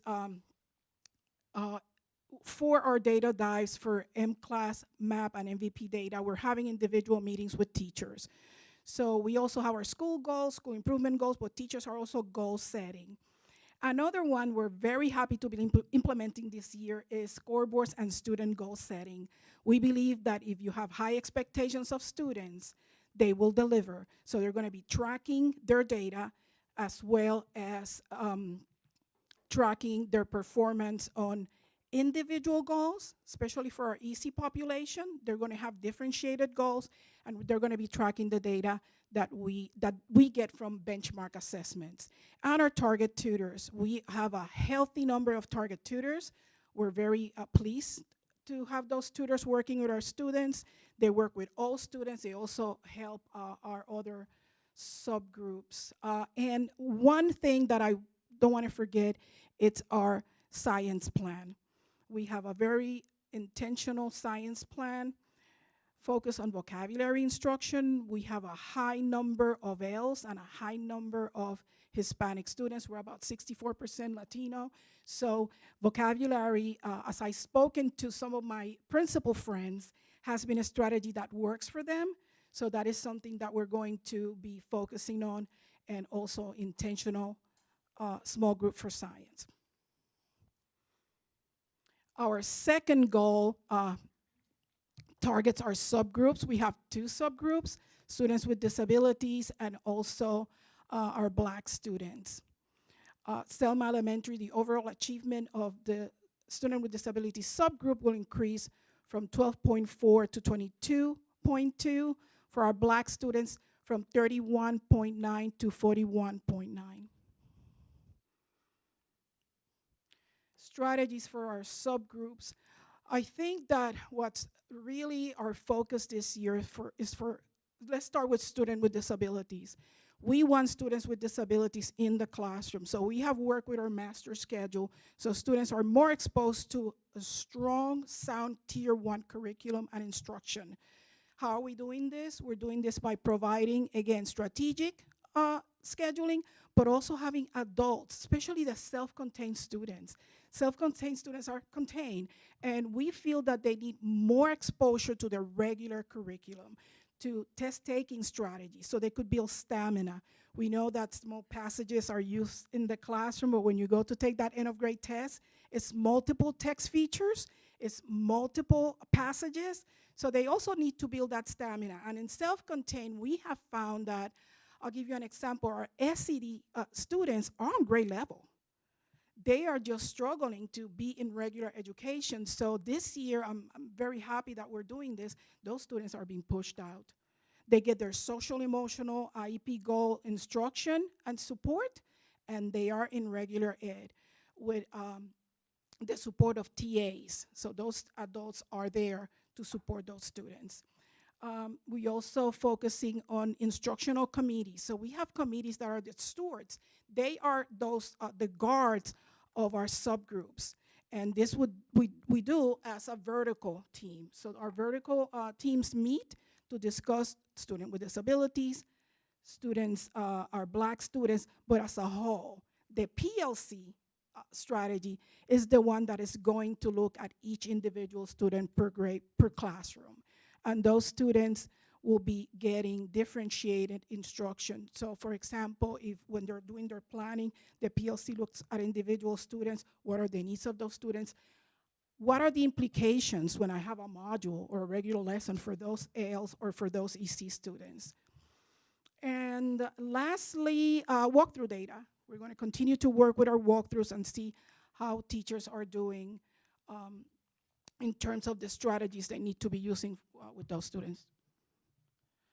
Our third goal is social and emotional learning, and Selma Elementary students will report a 5 percentage points increase in the area of self-management and 5% percentage points in the area of sense of belonging. We're going to do this by having a team of teachers or process champions support other peers in the implementation of capturing kids' heart strategies. We'll also have teachers and students to have a better understanding of the Panorama Survey. School counselors will provide small group instruction. We do some self-screeners at the beginning of the school year, so teachers could create groups, and integrating self-management skills throughout core instruction. Our last goal, all schools have 3 goals. We have 4 goals. We're a dual language school. We felt we needed a goal that addresses our dual language program in terms of knowing how to make it better, and also for program evaluation. We have our goal for that for that program is 5th grade students will reach an overall performance of intermediate, low, or above on the assessment of on the Apple assessment, which is the one that students take in 5th grade. We through Participate, we're able to assess the students in 2nd grade, so we could have a baseline. We didn't have that before, but we volunteered to do it. And now that we have data for 2 consecutive years, we're going to have a goal for 5th grade, just to see how those students are doing in terms of their speaking and listening skills. We also, the strategies for that program are, we have a lead teacher that supports all teachers.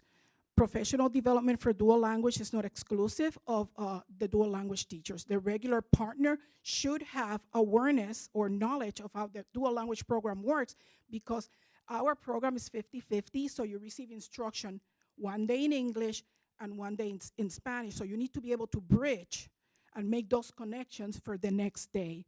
We also are focused on dual language walkthroughs. Our dual language tool is great, but the Spanish has some nuances that we really need to address. So we have created our own dual language walkthrough with coaching and feedback from that dual language lead teacher.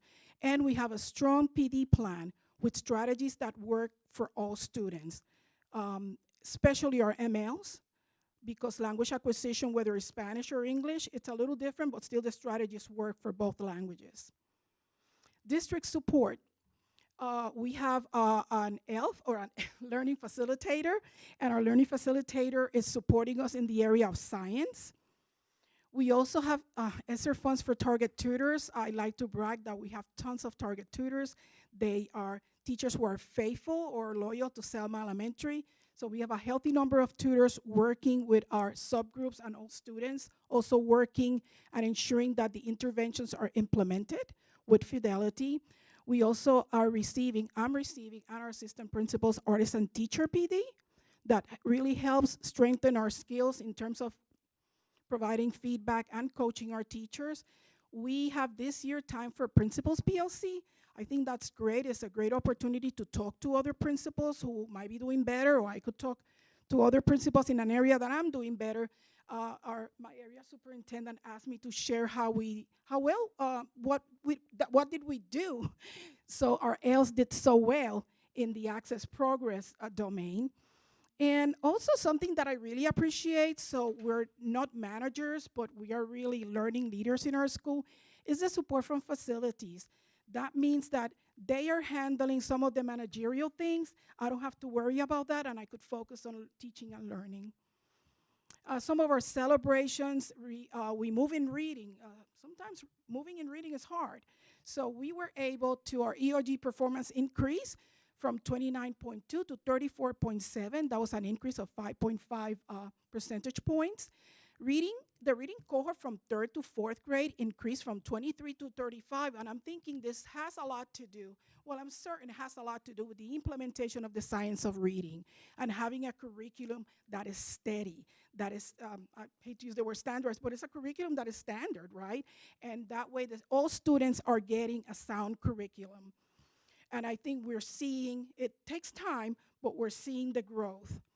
Our Black subgroup achievement increase from 27.2 to 31.9. It moved a full letter grade. We're very proud of that. We are also at Capturing Kids' Heart for the 5th time in a row, National Showcase School. Our Access Progress went from 24.4 to 40.1. That it's credited to a very intentional, data-driven plan, and also working with our teachers. If you believe you can, they will do it. I mean, they can do it. So you really need to believe in yourself as a teacher and believe in your students. And we met growth. We were so close, but we were at 1.89, and we had the most improved attendance. We had a very intentional plan for attendance too, to get our families more engaged and the students. We have a better culture. I think Capturing Kids' Hearts also has to do with that. Better culture, kids are happier, and I think our parents really appreciate this program as well. And I'm ready for questions. I was glad to hear you say about your access scores. That's something that I've certainly, we've tried to look at. You know, so they've gone from 24.4% proficient, or that meant their growth. Their growth to 40. That's how that model Do you works. feel good about that population of students, which is high in your schools? Let me see if I can ask this away. Just that we become proficient in English, because that's going to make all the difference in how they perform. So you feel like that's moving forward. Obviously it is if their growth is, I mean, Yes, you're they happy met, with the growth. I'm sorry. Yes, they met and exceeded their goal. They have targeted goals. I think that these are life skills. I think we think of access as a test, but the skills that the test addresses are truly life skills. They're speaking skills, presentational skills, and they also embed content. So working with those students so they could, I will say that our critical domains were speaking and writing, the productive skills. Those take longer to acquire. So we hyper-focus on those 2 domains. Again, skills that the students need: speaking, how to be able to speak clearly, and also how to be able to write clearly and with coherence. And I think with the targeted tutors, when I was out there last week, I think you said like over 50 of them. We have I think we have 14 right now. We have targeted tutors to help us with science. Okay. And we also have the targeted tutors working with the students with disabilities. So we have about 14 maybe So everybody envies us. But we have a lot of target tutors coming to our school because they're just loyal to the school. A lot of retired teachers. All of them are certified teachers. Do you have Oh. other people to go out and, I'm sorry. Did you have other people go out there as well? Other people helping with the tutoring, or is it just all the group of targeted The tutors? target tutors, and they work closely with our coaches in terms of training. And if we need assistance from CIA, they're always willing to come over and talk to our tutors. Same thing with our MTSS person. They work as a team, really, to improve the tutors. These are teachers, again, some of them haven't taught for a while, but we had the same tutors for a while, so they know the system. One thing we did add is more anecdotal notes. We feel that the tutors, it's not only about I did my tutoring and I collected some data, it's also about collecting data numerically, quantitative, but also qualitative. How is the student behaving this today, and was he off? What is happening? So that's also very valuable data. And they're doing it on Google Drive. Some of them are retired, but they have learned how to enter their comments in Google Drive, so it's accessible to the teachers. It increased the communication. Oh my God. It increased the communication between the teachers and the tutors, which is a critical component of this being successful. I commend you on your attendance. That's gotten much better, hasn't it? Oh, we Your have attendance done ratio. so much. I need to brag about that. We sent nudge letters. We send 3-day letters. They have conferences with me. We have really trying to tackle the early checkouts. And I think that the issue is not that the parents are not willing for their child to be at school. One focus, and it's not incentives, it's not I'm going to give you a gift if your child comes to school. It's look at the impact of your child not being at school. We have a chart that really shows how much instruction they miss by the time they leave high school, if they're only out 2 days a month. Sometimes that's hard to see, but when you see numbers, parents understand numbers. So, and students Well, I commend too. you for that. I know your goal is higher than that, but I commend you for that. Well, right because- now we're at 95. Our first Right. month is 95. Oh, really? Okay. Because Yes. I knew you were trying to get above the state average, which is 94.5. So, good for you. I have a little bit of a concern with the, your EOG reading scores for your students with disabilities. Was at 4%, went to 6%. And to your point, you have a lot of English language learners. And I just didn't, I mean, I'm hearing targeted tutors. Is there anything specific that we're doing for that population to really try and dive in with them? For the EC students, yes, again, one thing that we did was look at our master schedule, and what's going to benefit the students, it's being in the regular ed classroom. And looking at our resource, we have 4 resource teachers, and they are really strategically setting up the schedule so they could be there and give some support. And also they do participate in PLCs as well. So I think that's an effective way of supporting those students, more exposure to the regular curriculum. Especially with the new science of reading that's come in. I think that's going to be Yes. extraordinarily helpful for those students to get that phonemic awareness and the. Yes, ma'am. and And all it's of those also, we're things. doing flexing. So also we have some flex groups going on in the grade levels. So we have an excellent curriculum coach, and she knows her stuff. So she's one who really guides the flexing. So the students are getting what they need, and we're just not going through the curriculum. It's not a race, really. Okay, and the other question I had was about your dual language program. So I've had 2 of my own students go through that program at Cooper, and actually one of them started out at a Chicago school where it was full inclusive. So we were not dual language, but we were a full inclusive Spanish learning school. And I just saw the great benefit of it. I see huge benefits for across the board for the students, for the school. I want to make sure we continue that program. And I'm wondering, is that, I know that Cooper had some, they lost some of, they had a lot of attrition out of that program, especially with the COVID. I'm wondering how that program is holding up for you. Are you seeing more kids coming in? I know it kind of, is your school capped I don't remember off the No, top of my not head. yet. Okay, We're so- capped at 850. So you can take outside attendees into your program then, because you're not a capped school. I know Cooper has changed over and they're capped now, so they can't. But I just want to know, I want to hear more about your dual language program. So right now, everyone who enrolls has the opportunity in kindergarten. So we do a presentation. We talk to them about the benefits to their brain and also to critical thinking, and also just the benefits of being a bilingual. So we do that, and during that time, parents select. They have that choice of selecting. I'll say that right now we have 6 homerooms, and only 1 homeroom is traditional. All of the other parents elected to be in the dual language program. We also have ELs who might come in late in the year. It'll be beneficial for them to enter the dual language program. So right now it's a thriving, strong program, and we have just strengthened it by, again, the professional development that the teachers need to just really work with those strategies. So those students who are non-Spanish speaking are engaged. I think that was one of our big concerns. I think sometimes they feel a little lost. I don't know what's happening. It takes a little bit of time. But now with the strategies that we're using, they're more alert, they're more engaged. So that is something, it's a strong program. It'll continue, hopefully it'll continue to be there. Yes, ma'am. Okay, thank you. Great presentation, but I think what I would like to touch on is how assimilatory everything you do at that school is for the students and community of Selma. It's like you and Dr. Baker, but specifically Selma Elementary does a phenomenal job at bringing that entire community together.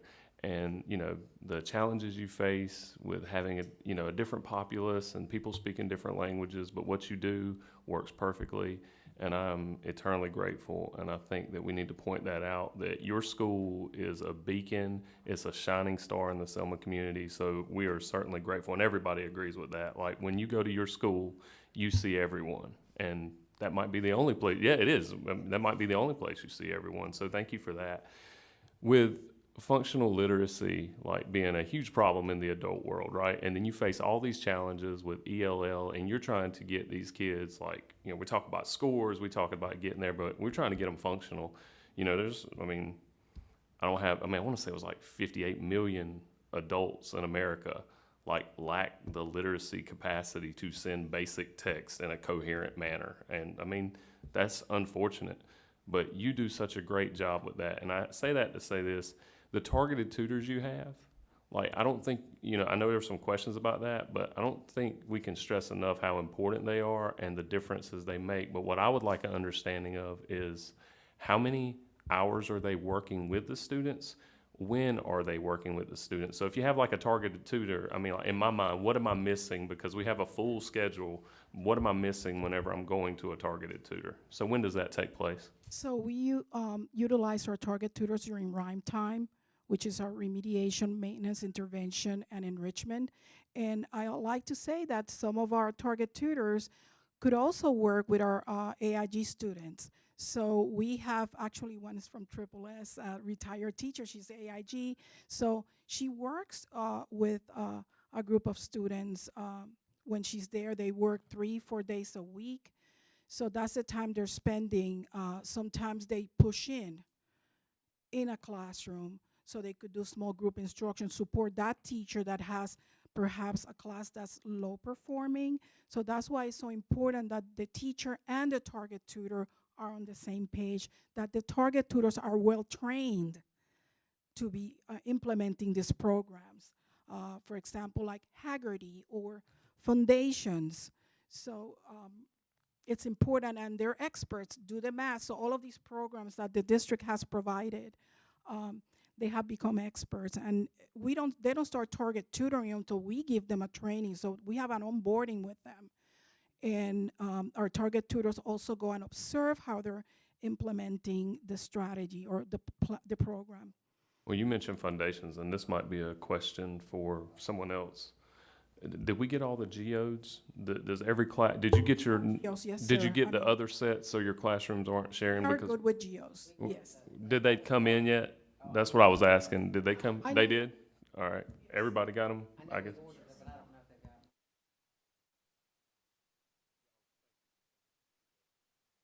I'd like to add something. You mentioned community engagement. We just had our Title I event, and we joined forces with One Compassion, the One Compassion Project, and we served over 400 meals. The line for the meals, the attendance, the auditorium was full. So I'm very grateful to them, and also I was very impressed with our parent participation for that event. You've got great parents that want the best for their kids. They do. Dr. Bracy, no questions for me? Come on. We appreciate you so very much. I want you to know that. All right. Thank you. Thank you so much. Am I done? All right. Thank you.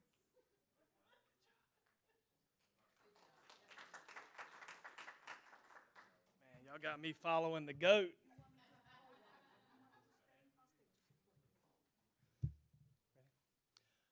Good evening, board, Dr. Bracy, and thank you to Senora Rosado for sticking around so I didn't have to speak to no principals in the classroom. I appreciate you.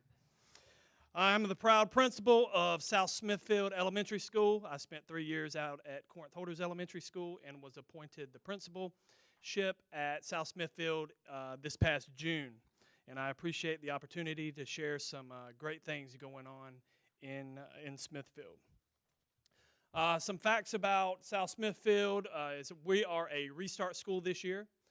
So we're giving a little bit of flexibility with some choices that we can make inside our building to benefit students. We receive Title I funding as well.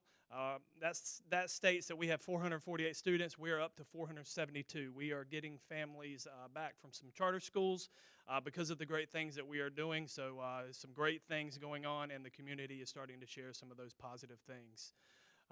We use our Title I funding for majority personnel. We purchase an additional 4th grade teacher, an additional 5th grade teacher, and some instructional assistants so we can lower those class sizes to increase that student engagement piece. We are 40% Hispanic, roughly 32% Black, 19% white, 5% multiracial, and 2% Asian. We have a 17.3% EC population, which is higher than the state average, and we have a AIG program about 2.5%. We have LEP students comprise 24.1%, so we have a very high population of LEP students. Not as high as Selma, but we have a high attendance for LEP. And so I'm going to share 3 goals with you. So we're going to go over the first one, overall achievement. We are going to increase our performance composite by 7 percentage points from 34 to 41, 36 to 43 in reading, 30 to 40 in science, or 30 to 40 in math, and 36 to 48 in science. So we set some lofty goals, and there's no doubt in my mind that the team at South Smithfield, for those of you watching on YouTube, thank you for what you do, Dolphins. It is always a great day to be a Dolphin. So thank you for the job that you are doing every single day. So some strategies that we are using to reach those goals this year. We are an IB school as well, so we have an IB coordinator. Her name is Amanda Jackson. She leads a lot of IB PD around the state and in our county, so she does a great deal of work. She leads our grade level planning on Tuesdays with every single grade level, making sure that that IB component is within those grade level plans. We've received professional development, of course, from the county. We conduct weekly core instructional walkthroughs. Our assistant principal, Miss Finch, she is a principal in the making. She is on the short list of this county and being the next principal. She is amazing, and I cannot stress the importance of the great things that she does on a daily basis. And we also have an AP intern, Miss Murata, so she also takes part in those weekly walkthroughs. Some other things that we're doing some strategies that we're doing. Like I said, Title I, we purchased personnel. We just got done with our first data days. So we meet an entire day with each grade level, and we talk about student data, and we put our students into flex groups, similar to what Ms. Rosado was doing, but we use those flex groups to meet the needs of each student. So we give all of our students, every single student that is in our building, we give them diagnostic tests, and we use that diagnostic data to place students in the groups that they most need the most support in, whether it's VCE words, CVC words, whatever the need is for each student. And every single student in our building will receive a flex grouping. Even our AIG students get those flex grouping, and they are pulled during our win time, what I need time, throughout the course of the day. And we also send grade level newsletters. They are sent home monthly to let our families know what they are doing in the classrooms each month so they can support them at home. But those are sent home in Spanish and English. Our subgroup performance goal, we want to increase overall academic efficiency with our students with disability subgroups by 8 percentage points from 7 to 15. EOG math from 2 to 16, EOG reading from 12 to 23. We will also increase overall academic proficiency for students in the black subgroup by 6 percentage points from 24 to 30. And also in math within our black population from 18 to 30, and in reading 31 to 37. Some of the strategies that we are using in that are, of course, the MTSS process. We are aiming to increase our core instruction. We are working really, really hard. We're almost finished with our first rounds of observations at South Smithfield, so we're providing intentional and meaningful feedback to all of our certified staff. We are also scheduling a professional development within our buildings so our instructional assistants and classified staff can also be trained in the Tier 2 and Tier 3 interventions so they can start pulling some WIN groups as well. We have 7 tutors. I don't know how you have gotten 14, but if you're watching this YouTube and you want a tutor, come to South Smithfield. We will put you to work. We also have action teams. Some schools call them committees, but ours are all about action, and we want to create those action teams that directly aligns to our school improvement goals. And they meet monthly as well to try to see what we can do in order to achieve our goals. For our ML students, we use Imagine Learning daily. Imagine Learning is used for our ML students, and it directly aligns with the, so if an ML student is in our building, they use Imagine Learning instead of the Lexia piece, but that differentiates automatically in a teacher's classroom. And also our AP and intern provide those weekly data points. Social emotional learning. I think everybody in this room can agree that the last couple years we have struggled as a society with empathy. So we're trying to take these social emotional learning to another level, especially our morning meetings, to provide check-ins with our students to see how we can improve their social emotional learning. So our goal as a school is to increase student skills in the area of learning strategies by 8 percentage points from 47% to 55%. And like I said, those morning messages are intentional. They provide a lot of emotional support for our students in every classroom at South Smithfield. We also have incorporated a student leadership program. And a student leadership program at South Smithfield, we are building leaders. So our 5th graders and some 4th graders, they completed some tasks, and we have our student leadership adult team, and they selected a group of about 14 students, and they serve in a variety of leadership capacities around our building. They help out with safety patrol. They are help running our Dolphin Depot.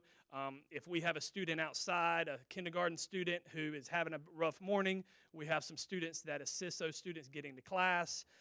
If one of you show up to South Smithfield, we will have a student ambassador come and show you around if you want a tour. And we just want to build those leadership qualities and expectations in our building in the 4th and 5th grade. And one thing that has done, they started last week. We have kindergarten and 1st graders that are looking to those students and coming up and saying, how do we get to be one of those whenever we're that age? So we're starting to begin that talk in our building about what it takes to become a leader and those positive characteristics it takes to be a good person. And we are also doing IB training for our new staff. If you're familiar with South Smithfield, there has been a lot of transition within the past couple years. This will be actually the third time that the entire staff has done IB training in the past probably 3 or 4 years. I have been very busy with our instructional team, trying to get certified personnel in the classroom. I am proud to say at this time we only have 2 self-contained vacancies, and they are being those 2 classrooms are being ran by some instructional assistants that have been instructional assistants in the EC setting for years, and they are doing an outstanding job making sure that our students are getting the EC needs that they have. We also, I can't believe I have not been arrested for theft as much as I've been stealing from other counties and other schools to try to get to be 100% certified. I hired a case manager from another county, so she is our EC lead. So she also pulls students from those EC classrooms that are led by instructional assistants, so they are receiving certified instruction in Spire. Appreciate the county purchase of Spire. It is a wonderful program if it is taught with fidelity. So we're going to keep making sure we monitor that to keep ensuring that our EC students are meeting the goals that we have set. And as far as district support, I have requested quite a few things since coming from South Smithfield. Patty, thank you for being a listening ear. We are a Restart school. We have hired a dean of students, Dr. Bracy. Thank you for that position. She is fresh out of the classroom, and she's going to be an amazing assistant principal one day. Keisha Capers has done a great job. She already knows all of our students. She is routinely monitoring the hallway, assisting with students who need some of those pep talks throughout the course of a day, but she is wonderful, and she allows Ms. Finch and I to get into classrooms and provide that immediate and meaningful feedback. So I appreciate that position. We're also exploring purchasing a mirror. Glendale Kinley piloted a mirror last year, and they had good results. It is basically artificial intelligence, which is becoming more and more accustomed to our daily living.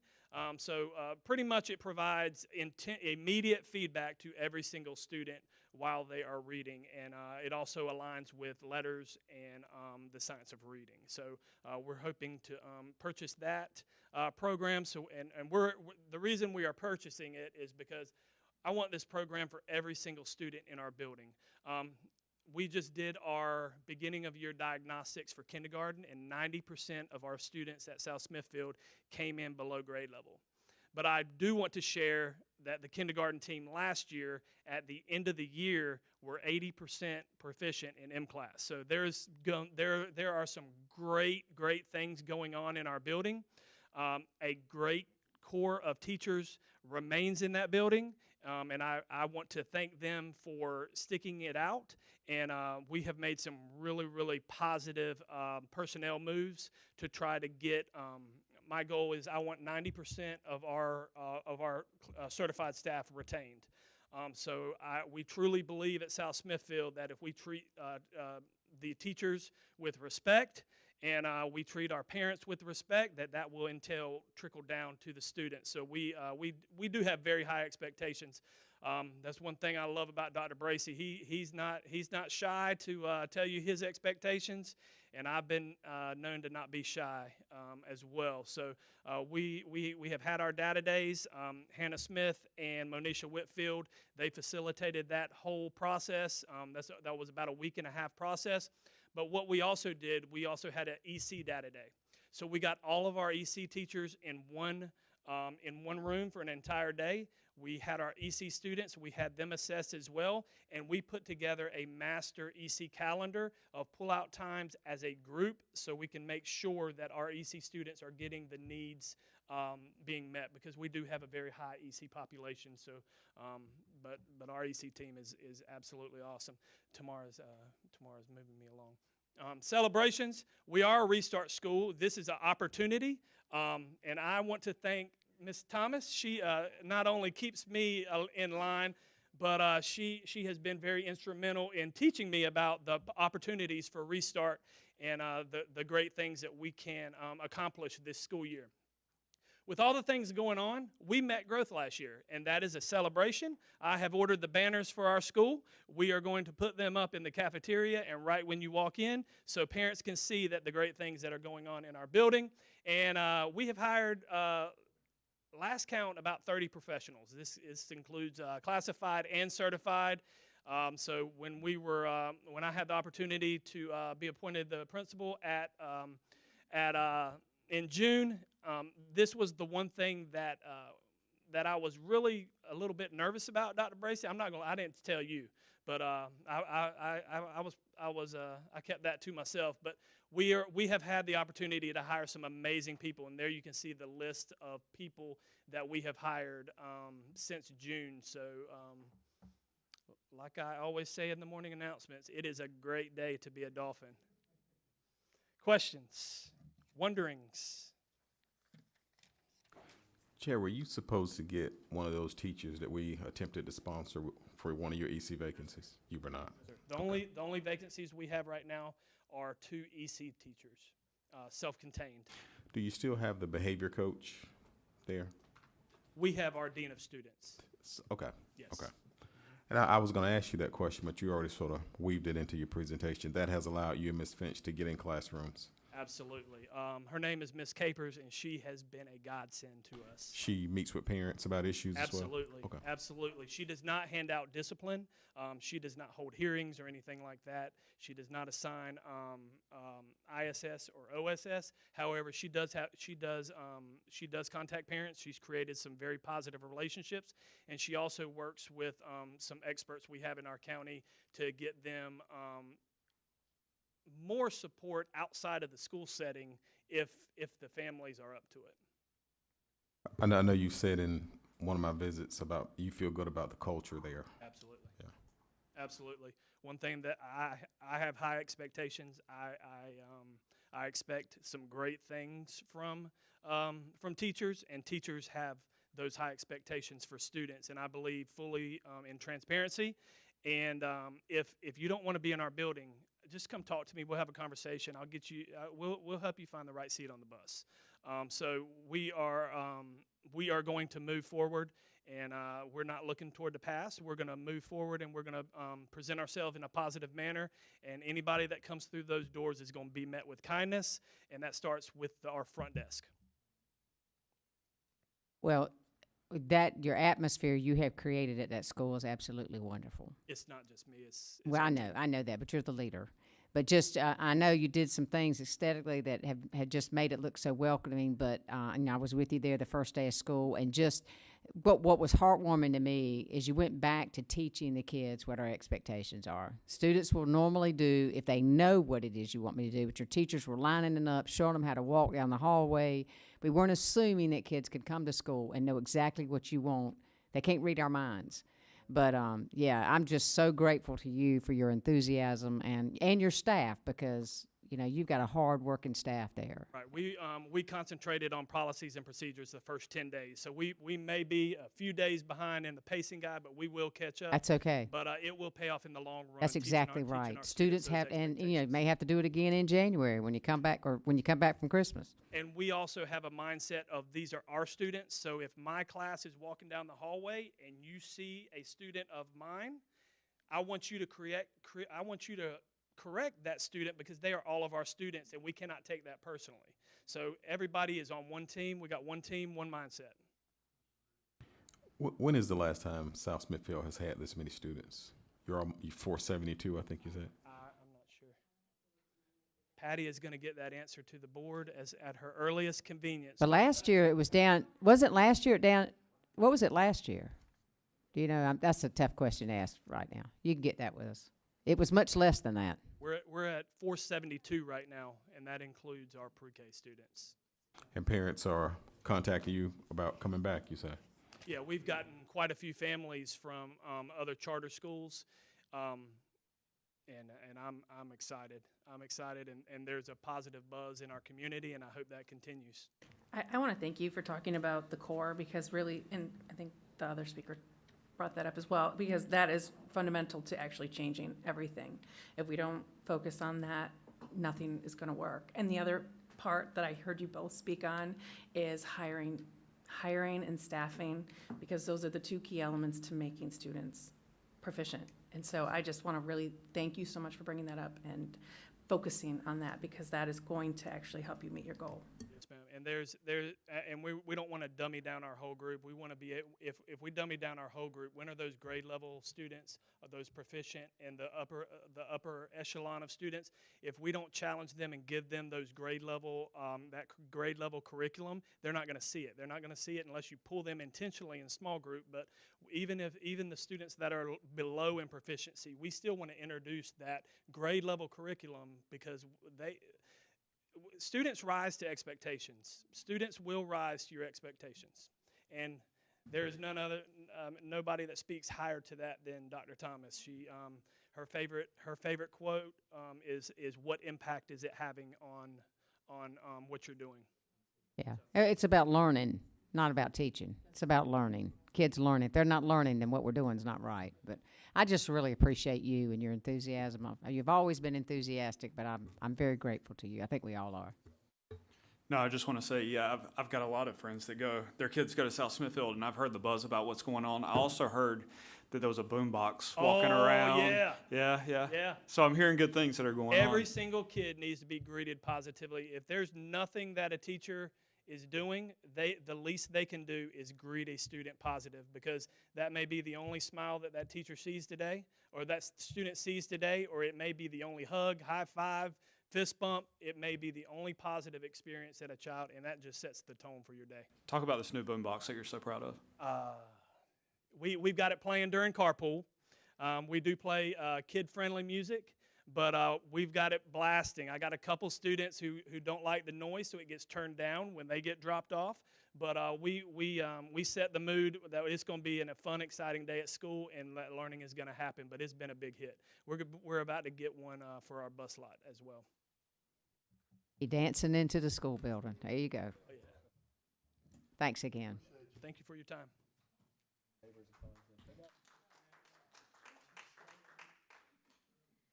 All right, well, just a few more words. We've made it through this evening.